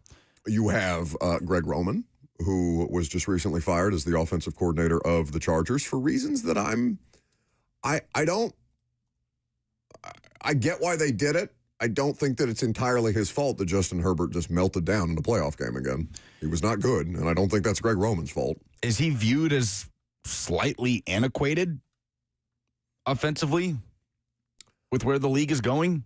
I wouldn't say that. He was just hired by Jim Harbaugh. Now, maybe you can say that Jim Harbaugh is a bit of a dinosaur in that situation, but like, what do they need to establish here? An identity. An offensive identity. That is packaged and bought when you hire Greg Roman. Your run game is going to immediately become one of the best in the sport. Now, I'm not actively advocating for Greg Roman because I think there's some stuff there that you would like to see improved upon. And I think that Todd Monken was an appreciable upgrade over Greg Roman when the hire was made in Baltimore, when the change was made in Baltimore. There are some veteran names. There are some lesser-known names that will be out there. There will be some quarterback coaches that you've never heard of that start interviewing for offensive coordinator jobs as well. Where is Bobby Slowick right now? That was going to be my next question, because Mike McDaniel obviously is very much in that network of former Kyle Shanahan assistants, guys that Robert Saleh has worked with. Bobby Slowick is one of those guys as well. I will say Greg Roman and Robert Saleh, I'm just now seeing this overlap for one season in Houston when Saleh was a defensive intern in the 2005 season, and Greg Roman was the quarterbacks coach of the Texans. And they faced each other when Saleh was on the Seattle coaching staff, and Greg Roman was the OC for Harbaugh in San Francisco when they were in the same division. But anyway, Bobby Slowick is another name that has popped up. Passing game coordinator for the Dolphins. Right. Okay, so he was working directly under Mike McDaniel this year. The other option, Titans fans, is Matt Nagy. That would feel... Yes, it would. Interesting. Think Robert Saleh would be cool with that? Would want to do that? Would Matt Nagy be cool with that? I mean, he doesn't have a job to come back to. He's currently unemployed at present because they've already replaced him with Eric Bieniemy. I'm not advocating for it. I'm just saying it's out there. Just feels... Did you know? This isn't a good version of. Did you know? This is like Timu, Vrabel, and LaFleur. No, right? not you get even. Timu, Vrabel, and Robert Saleh. You get Timu, LaFleur, and Matt Nagy. No, this is. We're going back to the 1700s here. Oh my God! When there was a time in U.S. history where there would be a presidential election, and for a while, the loser of the presidential election was just the vice president. John Adams was the VP to George Washington after losing to him. Same goes for Thomas Jefferson, VP to John Adams, so on and so forth. That's what this would feel like. And that was a system that the United States decided was not the right move. So that feels like it would be, I don't know, just something off about that. I agree. Let's not hire just to appease the founding fathers, please. But Ramon says that's slander, Buck. I love Arizona. Actually planning on going to Sedona soon. Again, you can live in Sedona, but you're coaching Glendale if you coach the Cardinals, of which there are. I have never seen a less attended football game than that Cardinals-Titans game in, what was that, week 5? Beautiful parks out there.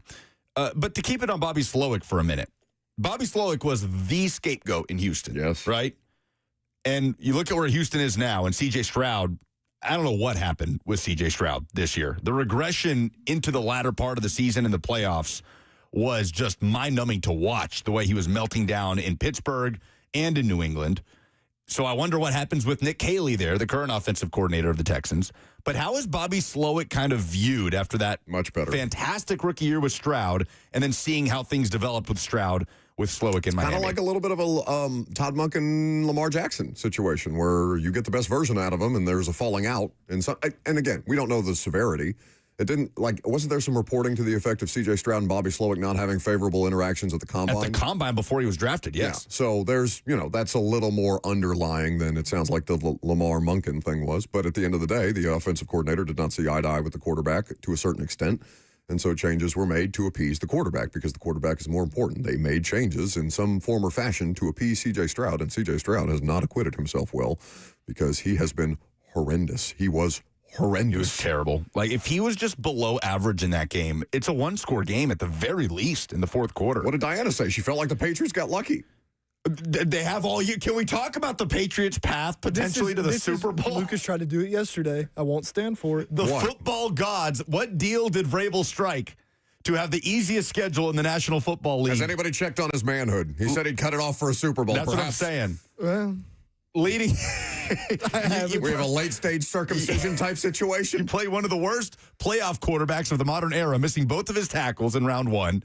The Houston Texans with a melting down C.J. Stroud and no Nico Collins in round 2. Yeah.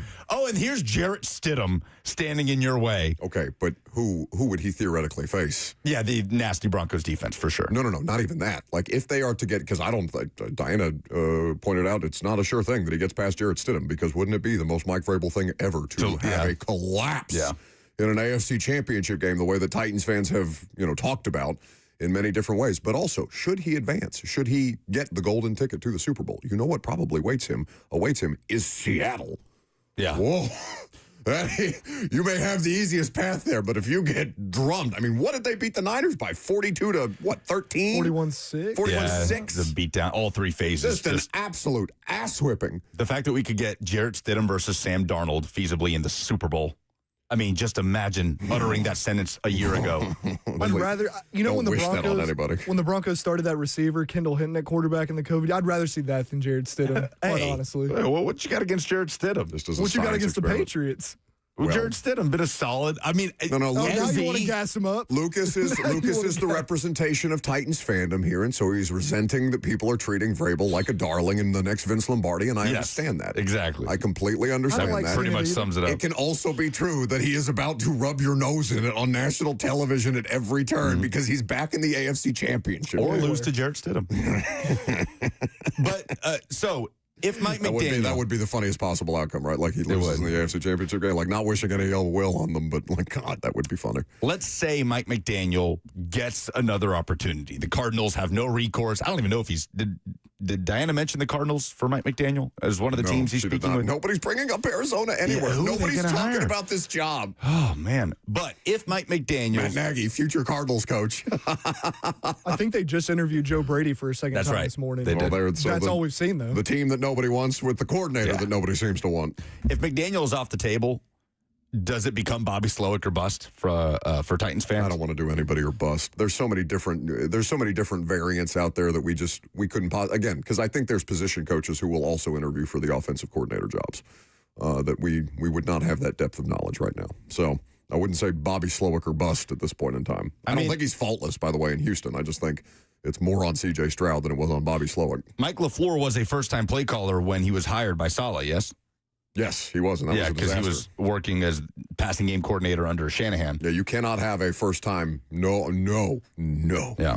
So no. And then they went out and got first-time offensive coordinators here. So Zach Lyons brought up a good name the other day, Adam Stanovich, who is the OC for the Packers, and obviously not a play caller, but crossover with Saleh, who was an offensive consultant with the Packers last year. That would technically be a step up for him. He's calling plays now. I'm going to do this just to bother Titans fans because I'm in a mood today. You know who else he has crossover with? Todd Downing. Who has been an offensive... Don't laugh. He's on Vrabel's staff. He ain't going anywhere. Oh, buddy. No, nobody values Todd Downing more than Mike Vrabel now. Get ready to learn Todd Downing again. Now, you think you're doing something to Titans fans. Nobody wants Todd Downing on his staff more than Mike Vrabel. It is crazy how he keeps giving Todd jobs. If there was any most fair allegations against Mike, it's the Todd Downing of it all. I mean, it's just a lot of staff stuff that happened here in general. Sure. Kevin has been waiting patiently. Go ahead, Kevin. Hey, yeah, guys.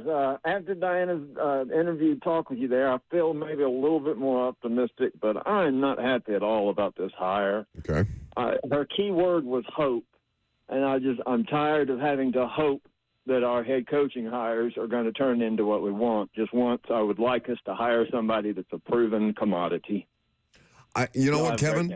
I think it's a really good point by you. And here's the way that I look at it, and it's the most. You can tell me if this is a fair way to categorize things, because I don't think that the Titans have hurt themselves irreparably by the way that the last 4 years have gone. But I do think that they have done some damage to their reputations. That's fair. Oh, sure. Yeah. I mean, the turnover doesn't benefit anybody. So you want a proven commodity head coach, but a place that's not proven to be able to lure a proven commodity head coach. And maybe there's not such a thing as a, guaranteed lock Hall of Fame proven commodity coach. Like, there are still extenuating circumstances that have to be right. Mike Vrabel can be bad in Tennessee. He can be good in New England because he's got Josh McDaniels and Drake May.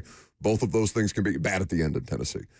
But I think that I'm not looking at Robert Saleh as the long-term, for all time. Get functional, get to a place where you're competitive, and if you feel like he hits a ceiling, and I know that this isn't fair to do to Robert Saleh because he hasn't even officially been announced for the job, but if you have to Mike Malarkey Robert Saleh at some point to improve your circumstances, to then get your next Vrabel because you've proven that you have things here, that you are worthy of proven commodity head coaches viewing you more favorably, then yes, I think you have to earn that back. I think you're in this exploratory phase as a franchise where people are feeling you out, and Diana's reporting is that Robert Saleh wanted this job from the jump when it became available for a variety of different reasons. There are things that make it an attractive job. We've talked about them ad nauseum. But I think you, as a franchise, as a franchise, have to prove it. That you can be somewhere that is viewed favorably that way, and that people would want to come to outside of, oh, it's another job. Oh, they got all this cap space. Oh, I don't have to pay income taxes in Nashville. The franchise has to prove that to then lure that kind of coach that you're wanting to. I think we're still in this exploratory phase. I'd add, too, that usually the best hires in a cycle, when you look years down the road at how they turned out, were not the proven commodities, right? Look at who's in the conference championship games in the NFC.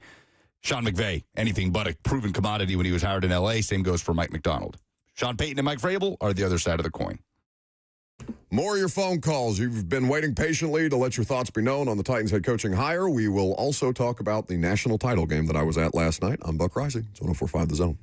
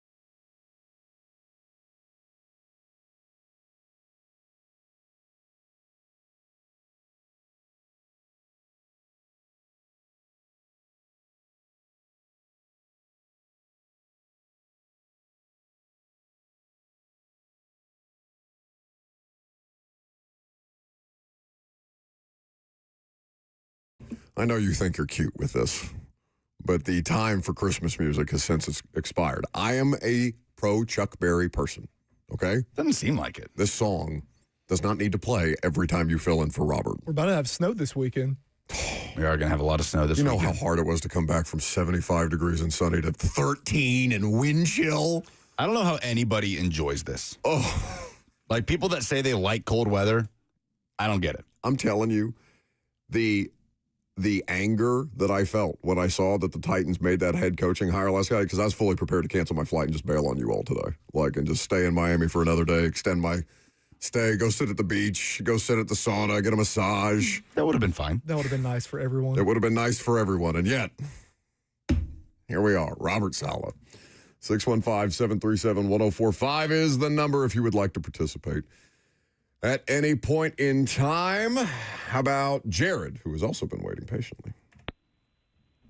How's it going, guys? Pretty good. Buck, you said 2 minutes when I was on earlier, but I've also been hungover after my team won a national championship and know what it's like to lose track of time. So I'm good with it, man. Sorry, buddy.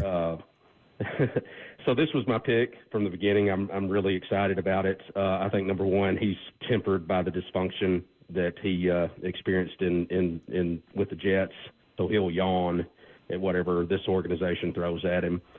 But I think what is lost in hey, who are we going to hire for Cam in his development is and what I'm super excited about is actually having a defense again.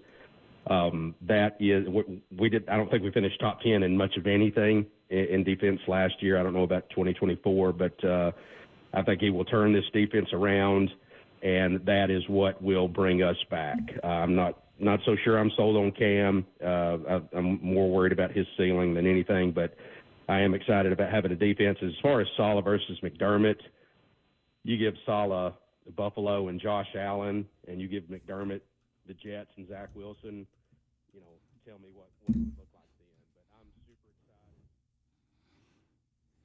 That feels dirty, what we just did to him.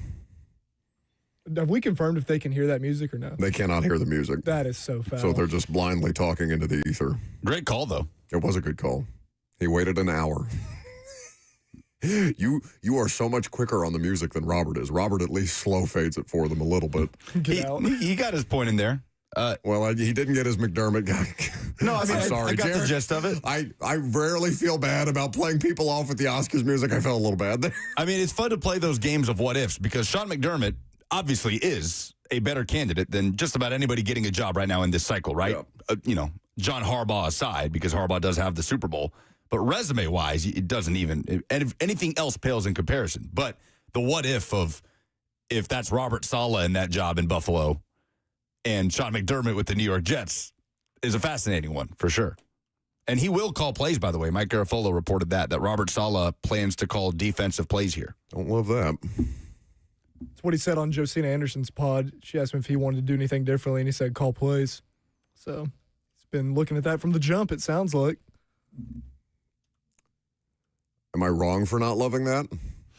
I mean, he's really good as a defensive coordinator. Yeah, he should have full autonomy on how he wants to handle his defense. It's hard to sit here and say, no, Robert Saleh should do X differently with how he wants to run his defense. But it just puts more of a spotlight on the offensive coordinator hire. Yeah, man, the failed New York Jets coach wanting to call plays on top of being a head coach again in a situation where there is not an offensive coordinator yet set in stone. Again, it's not fair to pass judgment one way or the other until we have clarification on what their plan was, how that plan might change, and how they plan to pivot as far as the offensive coordinator goes. But that was really my biggest thing to be pro Nagy is I didn't want him to call plays. I just want you to be a head coach. Just run the show, be the CEO, manage all the important stuff. And then in year 2 or something like that, if you feel like you want to take over the play calling or something and you feel like you've got a good enough grasp of the situation to handle this, Which was strange to me a little bit because we have never had any evidence of Nagy being a good CEO head coach, right? In fact, a lot of the things that let him down in Chicago was... He wasn't, right? Like some of the personality stuff, the relationship stuff in the building. Unnecessary quarterback controversy that he caused. And again, failure. And again, maybe nobody develops Justin Fields, right? Because Justin Fields doesn't seem to have one of these upward trajectories as a... Who does he play for? Right now? Yeah. He's the Jets. The Jets. Well, the Jets lead the league, and nobody can do anything with ex-quarterback. All right, so you think am I being unfair for not wanting Robert Saleh to call plays? I don't think it's totally unfair. I'm slightly surprised because his Jets defense, we've talked about it, was top 5 in almost every major category. Their every year he was also there. awesome. Oh, sure. No, super talented. Quinnen Williams, Sauce Gardner. C.J. Mosley. Like, there are some real studs on that Jets defense. It's not just a schematic thing. But he did a good job in San Francisco with much less. And nobody's questioning his abilities as a play caller. Jeff Ulbrich, was he his defensive coordinator the whole time? He was in New York. And Jeff Ulbrich, fantastic defensive coordinator, is being retained in Atlanta with Kevin Stefanski. Where they have a really good defense. I don't begrudge you having some hesitancy about Saleh wanting to call defensive plays. I think it's one of the biggest questions at his introductory press conference. Like, why? Sure. But it doesn't give me any doubts about the defense. Like, I think if Robert Saleh is calling plays and running the defense is going to be good.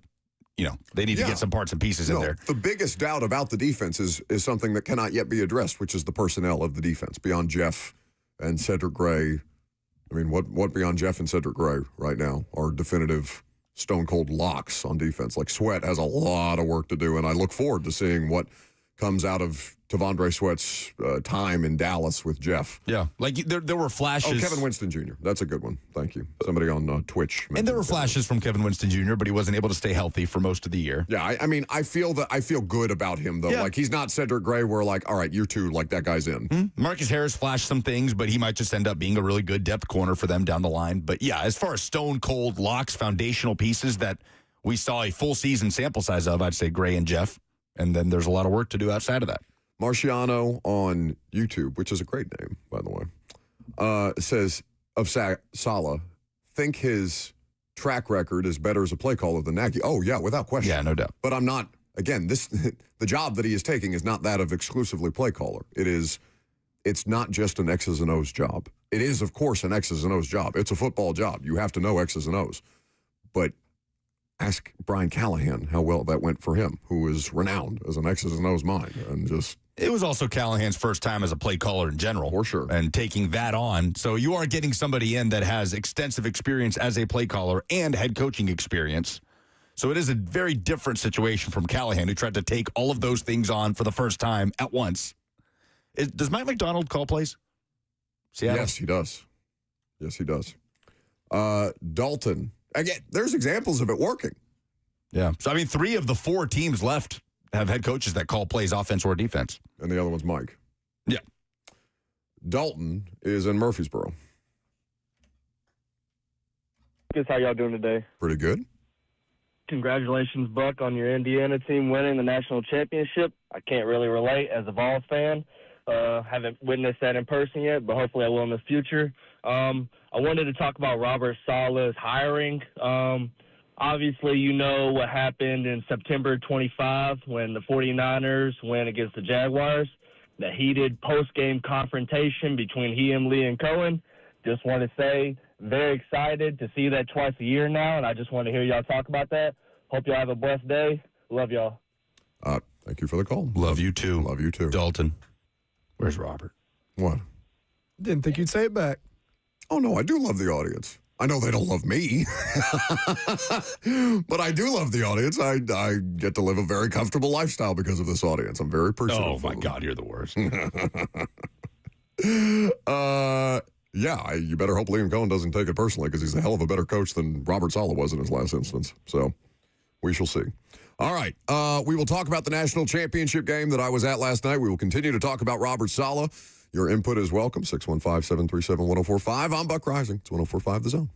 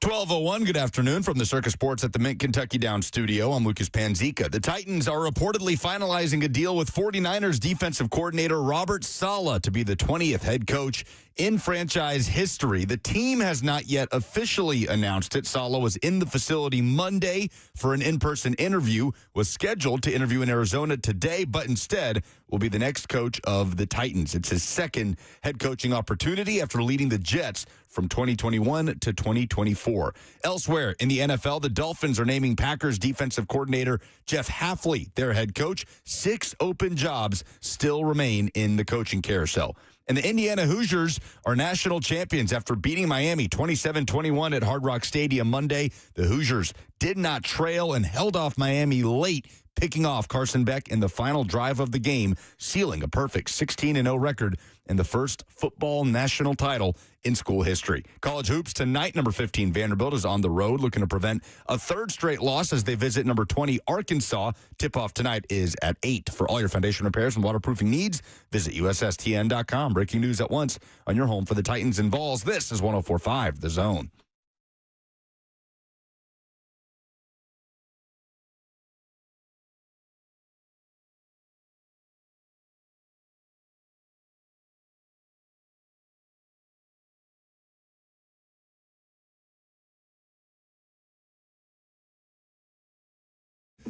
The Indiana Hoosiers are national champions, and the Tennessee Titans have a new head coach. That is the news of the day in that order. 615-737-1045 is the number.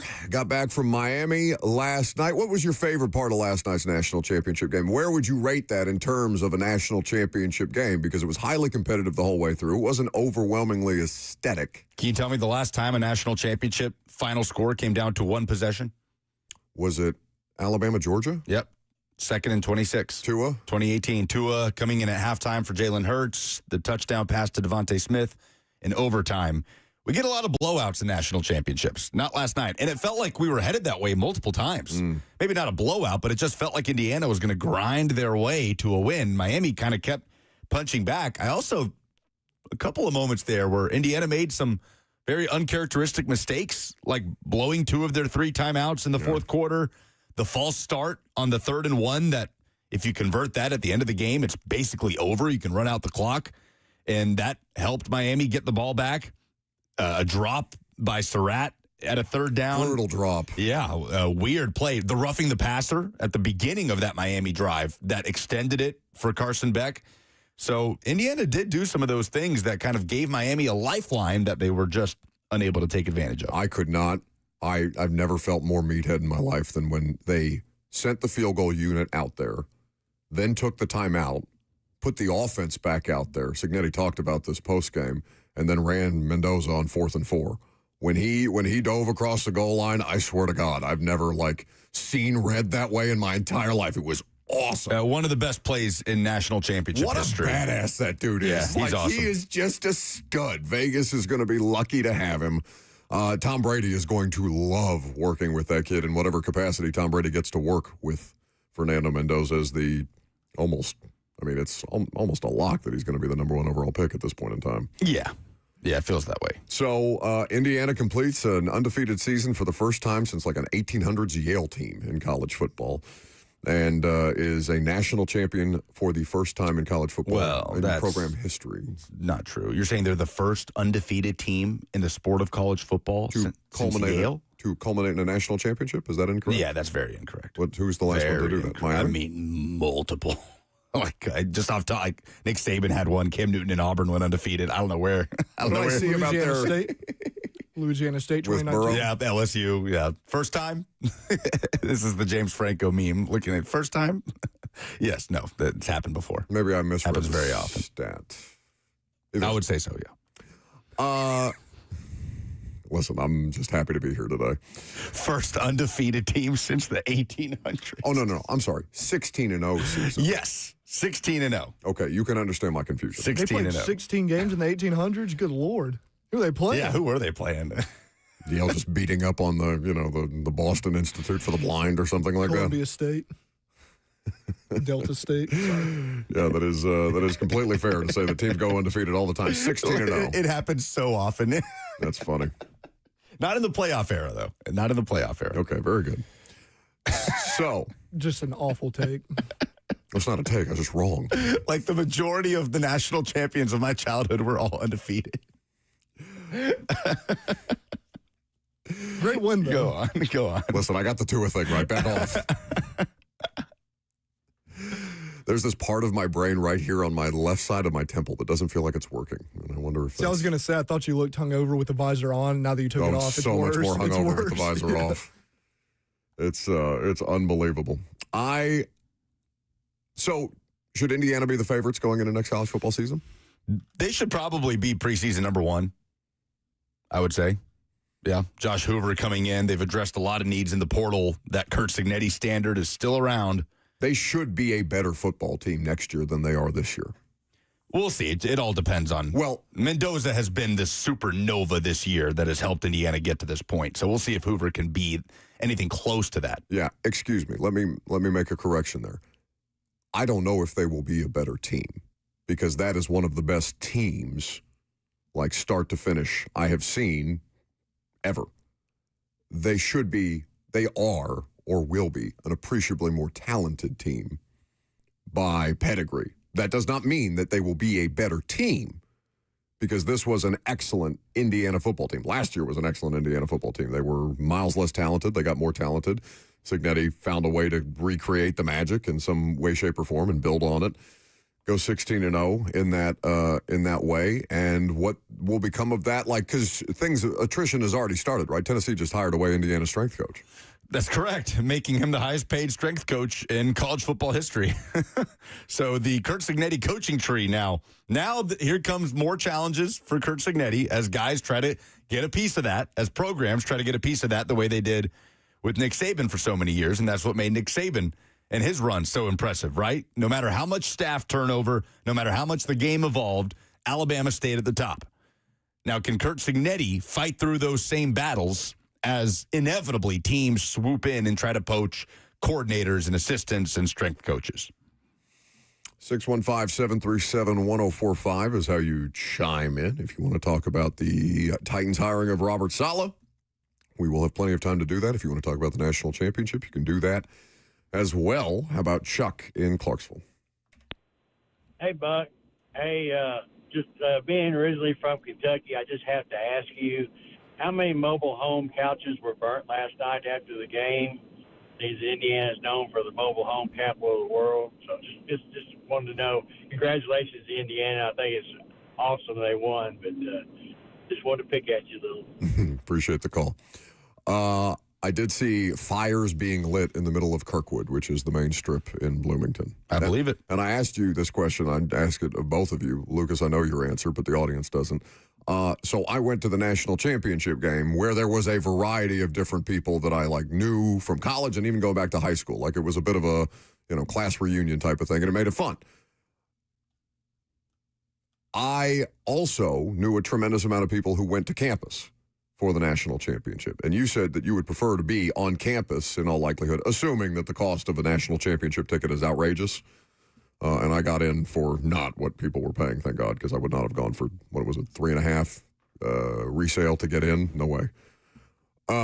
You said you would have preferred to be on campus if Tennessee, for your sake, win Tennessee. How about, it'll be nice. Gets to a national championship game, you would prefer to be on campus as opposed to be on a neutral site. Yeah, I think so.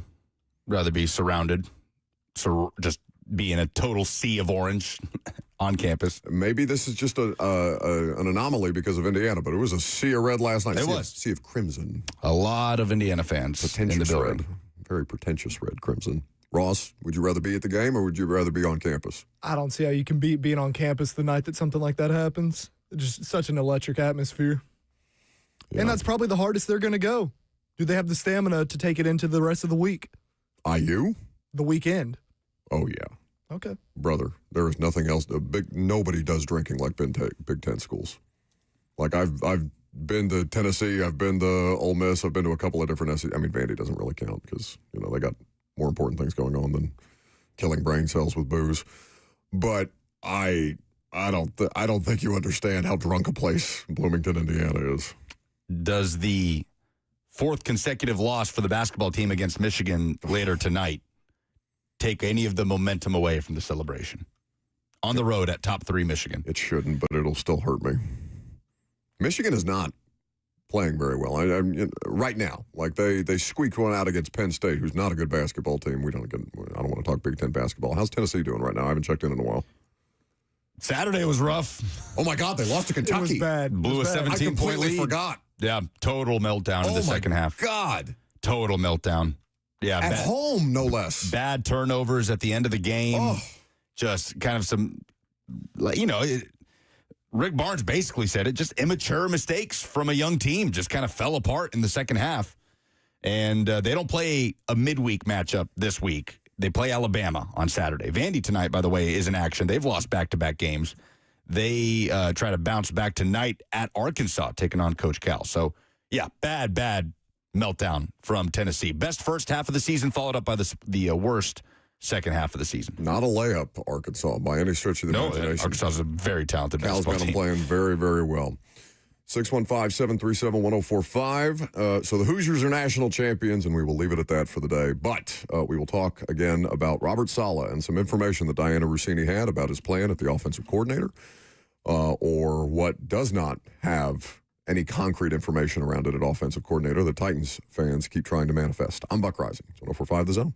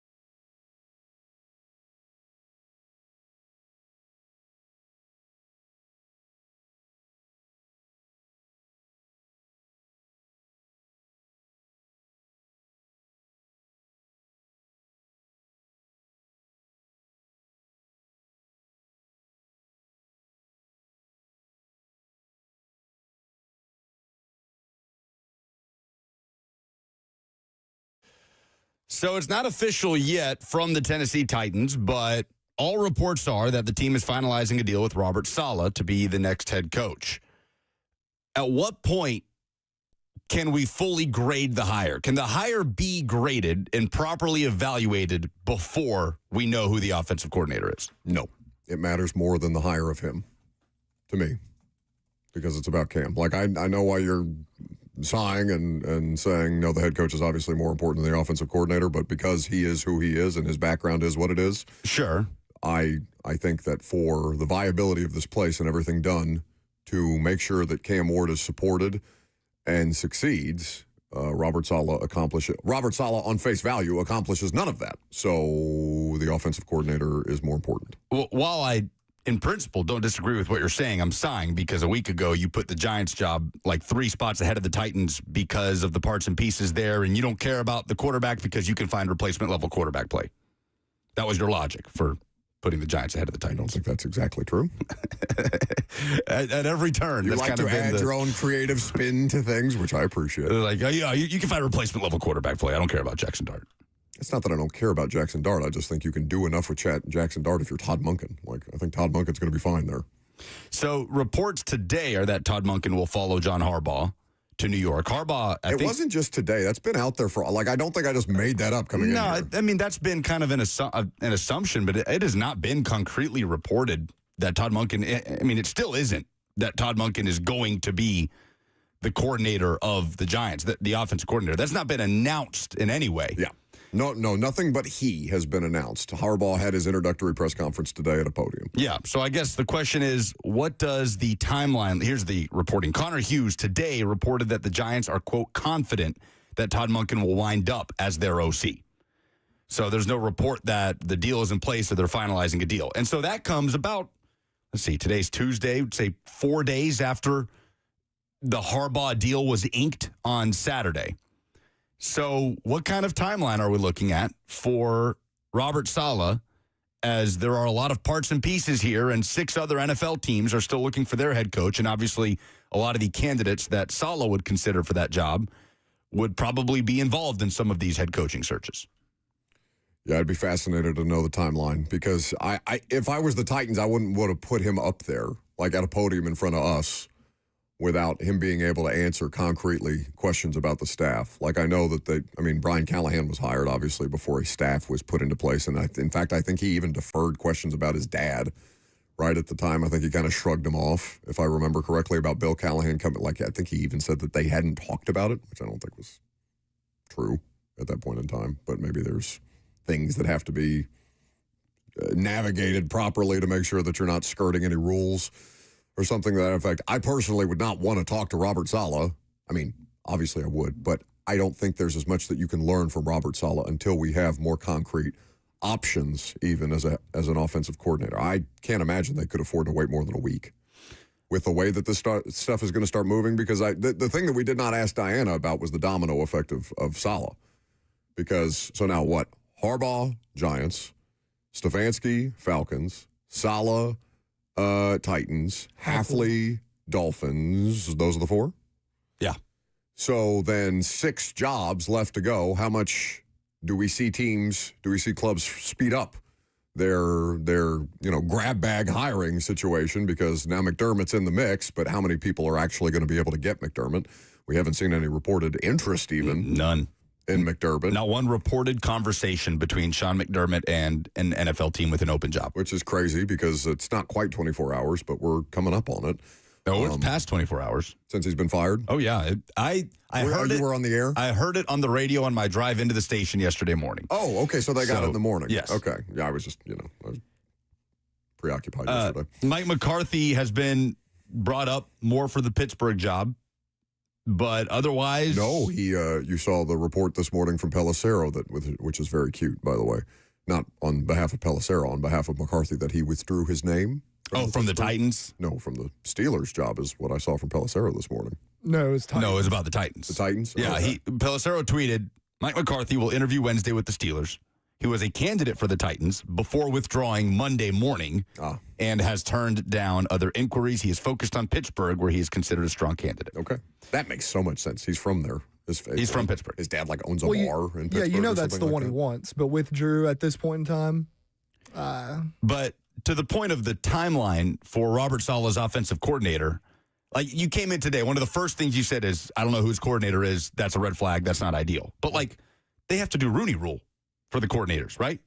This is a process. When Brian Callahan was hired, while we were listening to him speak at the podium, we had no clue who his defensive coordinator was going to be, right? We're asking questions about the defense and about, is your dad going to come coach the offensive line? They skirted on things like the Senior Bowl to come back here and focus on the staff hiring. And Rand had a very good connection with Denard Wilson, which was as big a selling point. It wasn't as, and I'm not saying that Brian wasn't a selling point for Denard. I'm sure they got along fine, but Rand Carthon was the reason that Denard Wilson ended up being the defensive coordinator here in principle. But I get you're in a brain fog, and I don't blame you for that. I am very much in a brain fog today. But to walk in and the team hasn't even announced Robert Saleh and then throw a fit because we don't know who the coordinator is, that's not how this works, right? We got to hear from the team that Saleh's the coach. Then they have to have Rooney Rule obligations, and they have to interview people and go through a process, and then we'll learn who the offensive coordinator is. I just don't know what that timeline exactly looks like. If you're the Giants, you can streamline the hell out of it. The Titans had that done and dusted. They were second in position to be able to hire Harbaugh at that point because they understand how this goes. It's not like these things should be a part of the plan, that's laid out. And of course it is. Yeah, I would be fascinated to know some level of detail on the plan that he presented to them as far as here are options that we need to get started on. This needs to happen immediately. The McDaniel thing seems unlikely, though, right? Do we have Ross? Once Ross is done fielding phone calls, we can hear from Diana Rossini on any level of imminent, if there is any level of real connection, not Twitter connection, where people are making the easy connection, and that's fine. I completely understand. I mean, it makes sense. Wouldn't it make a world of difference to have Mike McDaniel calling the offense for Cam Ward and Robert Saleh running the defense? That's the ideal situation by a mile. For a lot of people kind of posed that as best case scenario pretty soon after Callahan was fired. Yes, absolutely. And that would be, I think, it would be by any stretch of the imagination, best case scenario. I think even with the Harbaughs and McDermotts and things like that out there, I don't know how much better you could do than those two as a combination. But there's not been anything concrete reported on it. In fact, Diana came on here and said the opposite in the 11 o'clock hour. Cleveland is still in talks with him. Mike was with Tom Brady and the Raiders decision makers So you saw Spy Tech, you saw Brady. They met with McDaniel earlier in the day. And from what I gather, they like him. And, McDaniel comes with a certain kind of style. We've seen it. We all kind of know he's a little outside the box. I think that's how Tennessee felt as well. I think they appreciate what he can bring to an offense, but he's a certain type of personality, and you kind of have to like it and embrace that. And I don't necessarily believe that he was a good fit for what they were looking for. So I still think he's got a shot at one of these head coaching jobs. And if he doesn't get a head coaching job, it's going to be either Tampa, it's going to be the LA Chargers, the Philadelphia Eagles. He's their number one. So he is certainly going to have a lot of options. I at this hour, I do not get the sense that Mike McDaniel is going to Tennessee. That could change, of course, because you got to see how this stuff shakes out. I know everyone on Twitter is like, "Oh my God, Robert Saleh is bringing in Mike McDaniel." That is not on the table at this moment. How do you feel about that? Because it's not like there's other options, right? Just because you can't get your dream get doesn't mean you can't end up with a perfectly fine offensive coordinator. But Mike LaFleur with Robert Saleh in New York was bad. He was a first-time offensive coordinator. First-time play caller. First-time play caller. You had a situation with Zach Wilson where Robert Saleh was in place when Zach Wilson was drafted. That's not like there was any kind of, you didn't have that situation forced upon you. I'm sure that anybody would have jumped at the opportunity to coach Aaron Rodgers, even though it didn't go well and the injury obviously sent things sideways. We have no idea what it could have been if Aaron Rodgers had stayed healthy that first year. Maybe it goes sideways anyways, right? Because there's a lot of different things that happen when you join the New York Jets organization. And again, the best excuse that Robert Saleh has is, well, it was the Jets, man. I was just fighting uphill on a lot of different things. And I think we would all hear him on that explanation if that was the route that he chose to go. But he becomes appreciably less impressive as a hire if there is not this offensive coordinator that's going to be a difference maker for Cam. Of course. Yeah. I mean, obviously, right? Like, and there's no way that wasn't a huge, huge part of his meetings with the Titans. And I highly doubt that Robert Saleh went into the Titans meetings and said, I can guarantee you right now that Mike McDaniel is going to be my offensive coordinator. No. Right? Because he can't. He can't do that if Mike McDaniel is going to get the Raiders job or wherever he ends up, if not in Tennessee. But as far as the timeline is concerned, like, yeah, to your point, it felt streamlined with Harbaugh that Todd Monken was going to be the guy. Todd Monken also not up for any head coaching jobs in the NFL. Somebody may have reached out to him once or twice, but he has not been considered a serious candidate for any job in the NFL, any of these 10 openings here.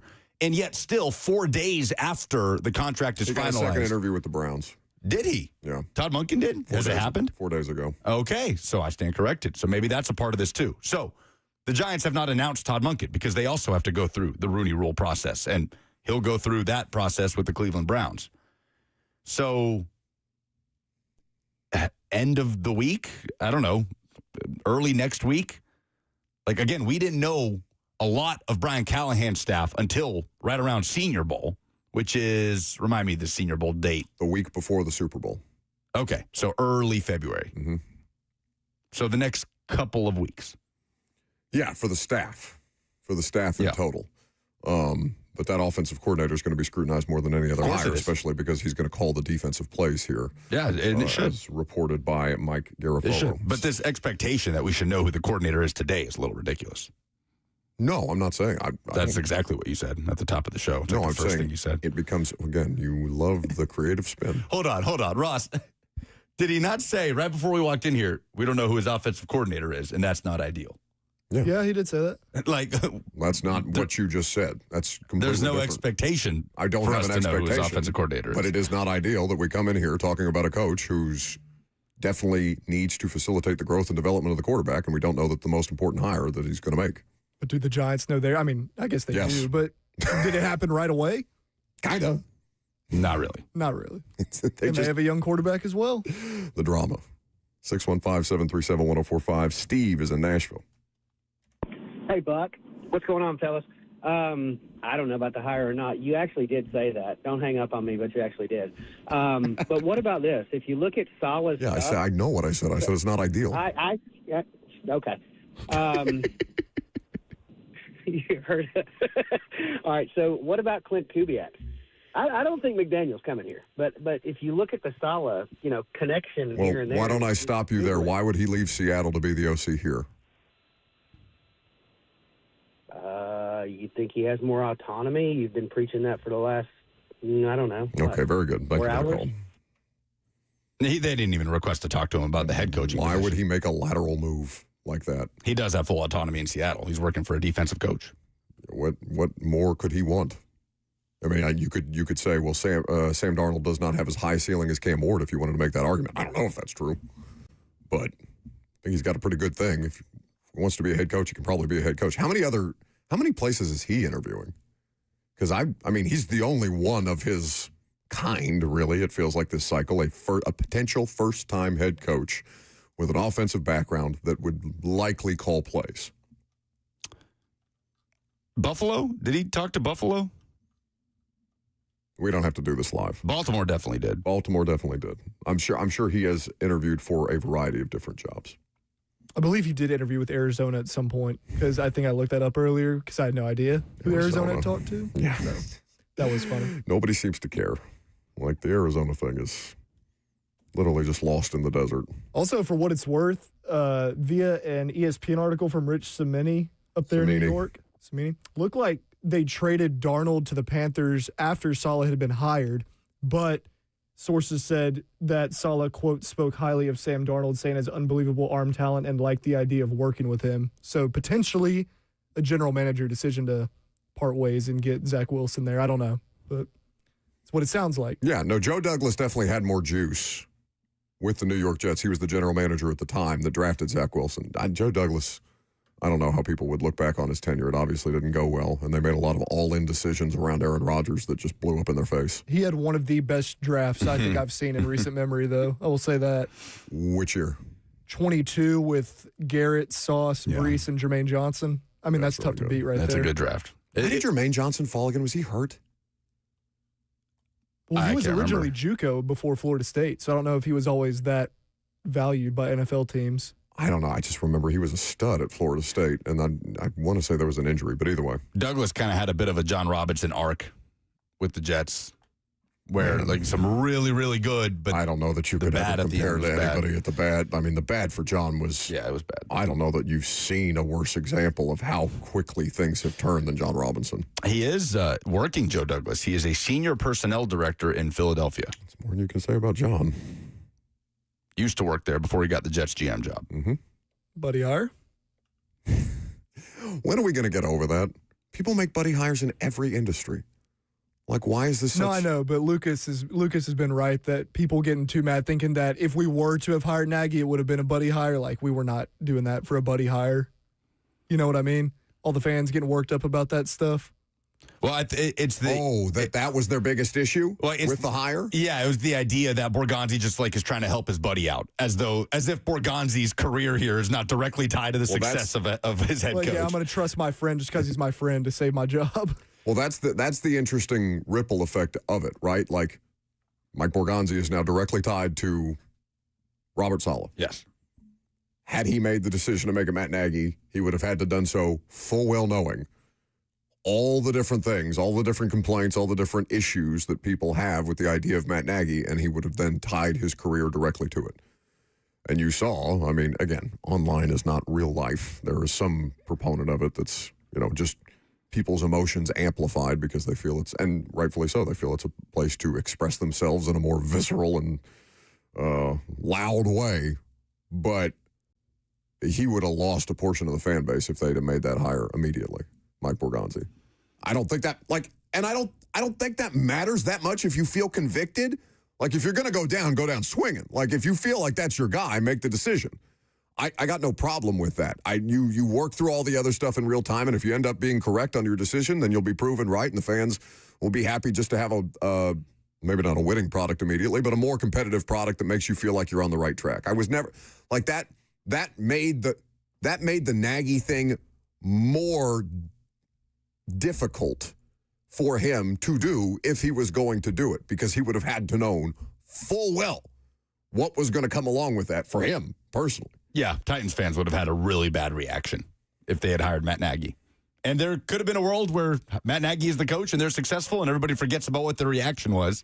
Vols fans had a very negative reaction when Josh Heupel was hired. That was a buddy hire, right? Like Danny White arrives at Tennessee and, he just ends up hiring the guy he worked with at UCF. But that was the thing. I think I did a primetime show on that, comparing it literally to Josh Heupel and Danny White. Like, he talked about this whole national search that Danny White was going to go on and said, ultimately I just felt like this guy was the right guy for the job, and I feel like that we can do some really good things together. And while it may not be national championship yet for Tennessee, there's no question that Josh Heupel, for the job at the time, was the right hire. Yeah. Yeah, so there's this line between, buddy hire, just helping your friend out, and also, I also know this person and know what this person's made of because I've spent time with this person, and what they are made of fits this situation perfectly. That can only be viewed from the outside as, he's just helping his guy out, which I've always thought was ridiculous. Helping your guy out is like hiring somebody to be an analyst, right? Like getting somebody a job in the building. A general manager is not Mike McCoy is a buddy hire. Exactly, Mike right? McCoy is that. Mike McCoy out the league for 3 years, worked with Brian Callahan, good working relationship. Hey, Mike, come here and be a senior offensive advisor. Nobody's worse for it. Like, oh my God, you fired my guy and now I got to do this myself? Yeah. The buddy hire thing can blow up in your face. Poor Mike McCoy. I mean, I know people aren't, losing sleep for Mike McCoy, but that is where a lot of the... He never planned to do this job when he got hired here like that. A lot of the drama from Titans fans did revolve around the possibility of Mike Borgonzi hiring Matt Nagy just because he knows Matt Nagy. And like, if that was what had happened, it would have gone deeper than, I know the guy, we go back. Yeah, why don't you come in here and put my career on the line? I'm intrigued to see, and I don't know if this is likely or not, but does Nagy take a demotion to coach somewhere in 2026? Like, if he's not going to get a head coaching opportunity anywhere else, would there be a team that would bring him in as offensive coordinator somewhere else? He's not going back to the Chiefs, as we've talked about. Could that, vindicate your hiring or whatever before the season even comes around? If these are your two finalists and you chose Saleh, if Nagy doesn't get picked up anywhere else as even an offensive coordinator? Yeah, what happens to Matt Nagy is going to be interesting. And I guess you can watch it and be more interested because you don't have to directly, unless he, for whatever reason, ends up being an offensive coordinator candidate here, which I don't think there would be any expectation of. Remains to be seen, but you have no fear of what he can potentially bring or do to your organization or something like that if you're somebody who was against him to begin with. And so now you can just watch from afar and see how that plays out. Last call for phone calls. If you got them, 615-737-1045. We will wrap up the show coming up next.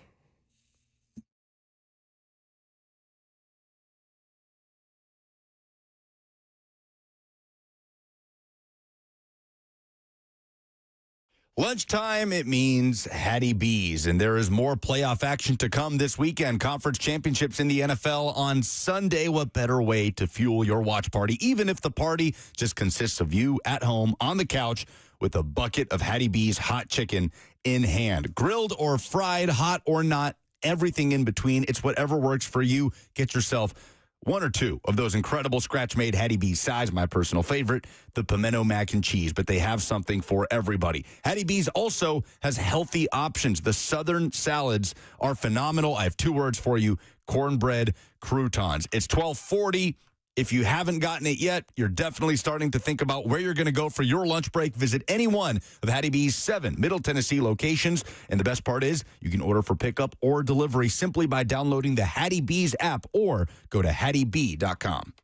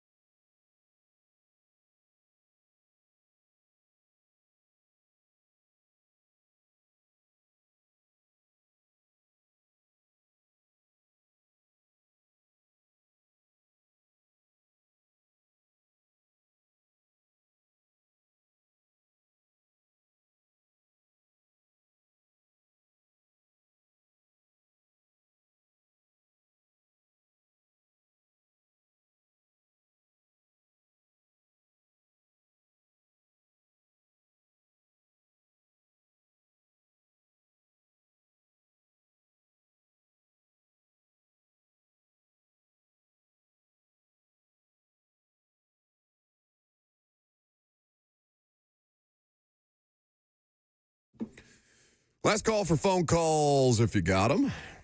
Wrap up the show. Appreciate the two of you carrying me today. 615-737-1045. I suppose I could say that any day, but today in particular felt like a little heavier of a lift.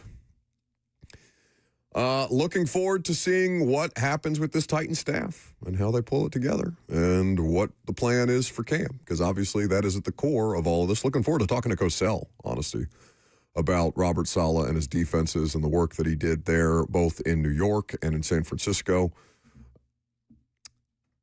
Was that the best coached team this year, the Niners? I know they're out, and they ran out of gas. They ran out of players, frankly. Nobody did more with less, for sure. That, I will be stunned. I mean, I won't be stunned if Vrabel wins it. He will. It seems that way. Coach of the year, you mean? You remember the way you laughed at me when I came in here and told you that people like Mina Kimes were picking Mike to win Coach of the Year for the Patriots preseason and stuff like that. I thought they would be bad. I really did. I thought they would be bad. I still don't know that they're good. Yeah, it's They been don't have a crazy roster. I mean, it's been the weirdest path to the AFC Championship, potentially the Super Bowl, that we have seen in quite some time. No, they've done a great job up there, obviously. I mean, the chips have fallen. Drake May has taken a phenomenal leap. The disgust on your face. What, when Mina picked him to win Coach of the Year? Just a variety of them on a national level. Yeah. We're picking Mike to win Coach of the Year. My biggest gripe with it is the idea that if Vrabel was still the coach here, that the same thing would be happening, right? No. Like, this was trending in a certain direction. Are and there you are hiring things Josh in place. McDaniels? Did you draft Right. Drake May? Exactly. And all the attention is on Josh McDaniels and the relationship with Drake May, and rightfully so. But, not enough attention is on their defensive play calling situation. Zach Kerr has done an awesome job. Yeah. Titans legend. 615-737-1045 is the number. Brian is in McMinnville. Hey, guys. How's it going today? Pretty good. Real quick, Buck. Are you a Notre Dame fan, though? No, I don't know what you're talking about. Don't even bother, Brian. Don't So even you're bother. just full-blooded Indiana here, maroon. Oh, I'm literally wearing head-to-toe Or is it IU crimson? gear. I don't even know what the damn color is. Is it crimson? It's crimson and cream. Come on now. Let's be honest here. Robert Saleh, let's go, though. I'll hang up and let you guys talk about it. Wait, he's what? I said Robert Saleh, let's go, though. What does that mean? In the Indiana fandom, though. I'm sorry. I didn't mean to talk over you. Can you repeat what Robert Saleh is? We're not understanding. or specify what it means. Yeah. I just said let's go. I'm excited about the hire. Oh, let's go. I don't understand Okay. the Indiana flying down there fandom here. Okay. Appreciate the It's call. like me rooting for Vanderbilt, and I went to UT. Well, no, that's not the same thing. Thank you for That's the the call. same thing. It's pretty similar. Okay, I thought he was dropping he said some gozo or Gen Z phrase on us or something. Yeah, I was confused. He just I said, thought "Let's I was go." just having hangover brain again. I'm like, oh my God, I can't ask him to repeat it a third time. Did you see this? Me struggling to get through the accent. This tweet going around from Kurt Cignetti's daughter? No. This totally resurfaced last night. Natalie Cignetti on Twitter. People have been sharing this tweet that she put out there in 2019 when Kurt Cignetti was the head coach at James Madison. And the tweet from Natalie Cignetti, December 8th, 2019, reads, it's bullet points. Wins first D1 playoff game, scores 66 points, improves to 12-1, and it's a screenshot of her text to her dad, Kurt Cignetti, asking, are you happy? And just a one-word response, no. And that resurfaced, and then she reposted it today with another screenshot of her texting her dad yesterday, hey, this tweet of mine from 2019 when you were at JMU resurfaced. Everyone's wondering if you're happy now, so are you happy? What do you think Kurt Cignetti said? He smiled. Yes, with the, red exclamation point emojis. That's good. But 66 points, first D1 playoff win for JMU. Are you happy? No. He cracked a smile walking to the handshake. I was surprised. Thought he would hold off until the ceremony at the He end. was a happy guy. He was happy after the Oregon game. The post-game interview. I think it was Molly He McGrath. smiles. Yeah, It's not like he, after the game is over, but people expecting him to be, chopping it up on the sidelines and just this kind of goober, happy-go-lucky. No, that's the antithesis of who that person is. He's not happy until he's won. Well, after the Oregon blowout in the semifinal, Molly McGrath asked him, I know you're focused on the next game, but are you going to give yourself any time to enjoy this one? Again, this is after the Oregon game. Yeah. And he goes, oh, I'm not thinking about the next game. I want a beer. So I'm thinking about the next beer. He's not a robot, He's just a badass. When he looks down the line, if it is like 4th and 1, So 3rd and good. inches, when he Locked looks in. down the line, So good. it's like a lion looking at a gazelle and just waiting to pounce. On that one Miami 4th and 1 where it was really close. Yeah. The way his head was moving, posture. trying to get a It good reminds me angle. of kind of like, you ever seen like the way that like an eagle or like a hawk moves its head? Like it's just kind of like looking at it from different angles That's and what like it is, looking at it, side eye a little bit. Like he's a bird of prey. His whole body's over here and his head's just like leaned way back as far as it can go. Does anybody know if Dawn's working today? Dawn was there too. Dawn started drinking way before I did. Joseph just said yes back here. She's here. She made it back. Nice. Yes. Hell yeah. I am happy for Travis. I'm so happy for Travis. Travis is actually an Indiana. Travis has been he's not been pleading with me to care about Indiana football, but he sends me regularly encouraging texts the last 2 years about Indiana football. I'm like, couldn't care less. You let me go be by the national championship though and win it. I'm there. Will you be at the opener next year? No. Who do they play? I don't know. Oh, okay. Is that something that people should know by now? I don't know. I just, this is new to you. I understand this fandom. Their schedule, they do have Ohio State in Bloomington, week 4. And otherwise, they play USC, they go to Michigan, they go to Nebraska. Those are kind of the big ones. So yeah, we'll see. I mean, Atlanta was easy because it's just right here. Like, I don't, Bloomington's a bit of a hike. You can't just fly into Bloomington and fly out. Anyway, polls at your convenience.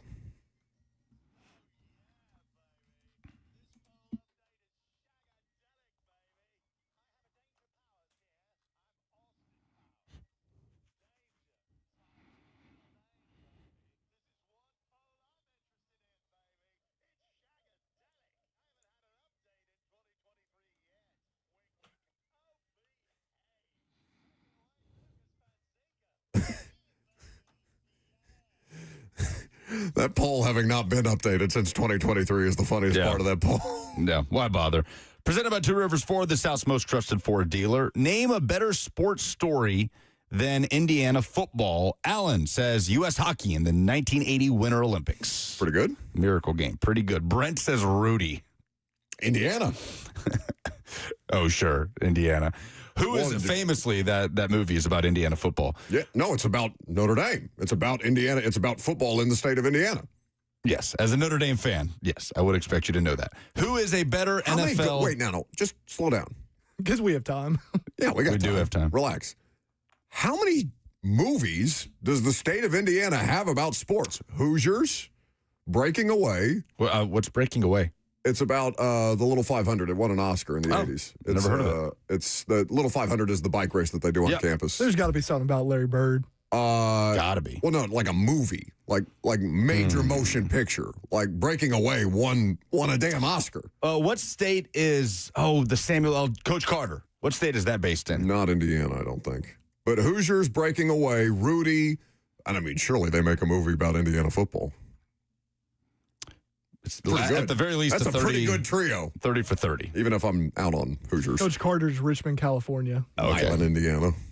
What about, Glory Road? That's in Texas. Yes. Who is a better NFL head coach, Robert Saleh or Liam Cohen? 65% say Robert Saleh.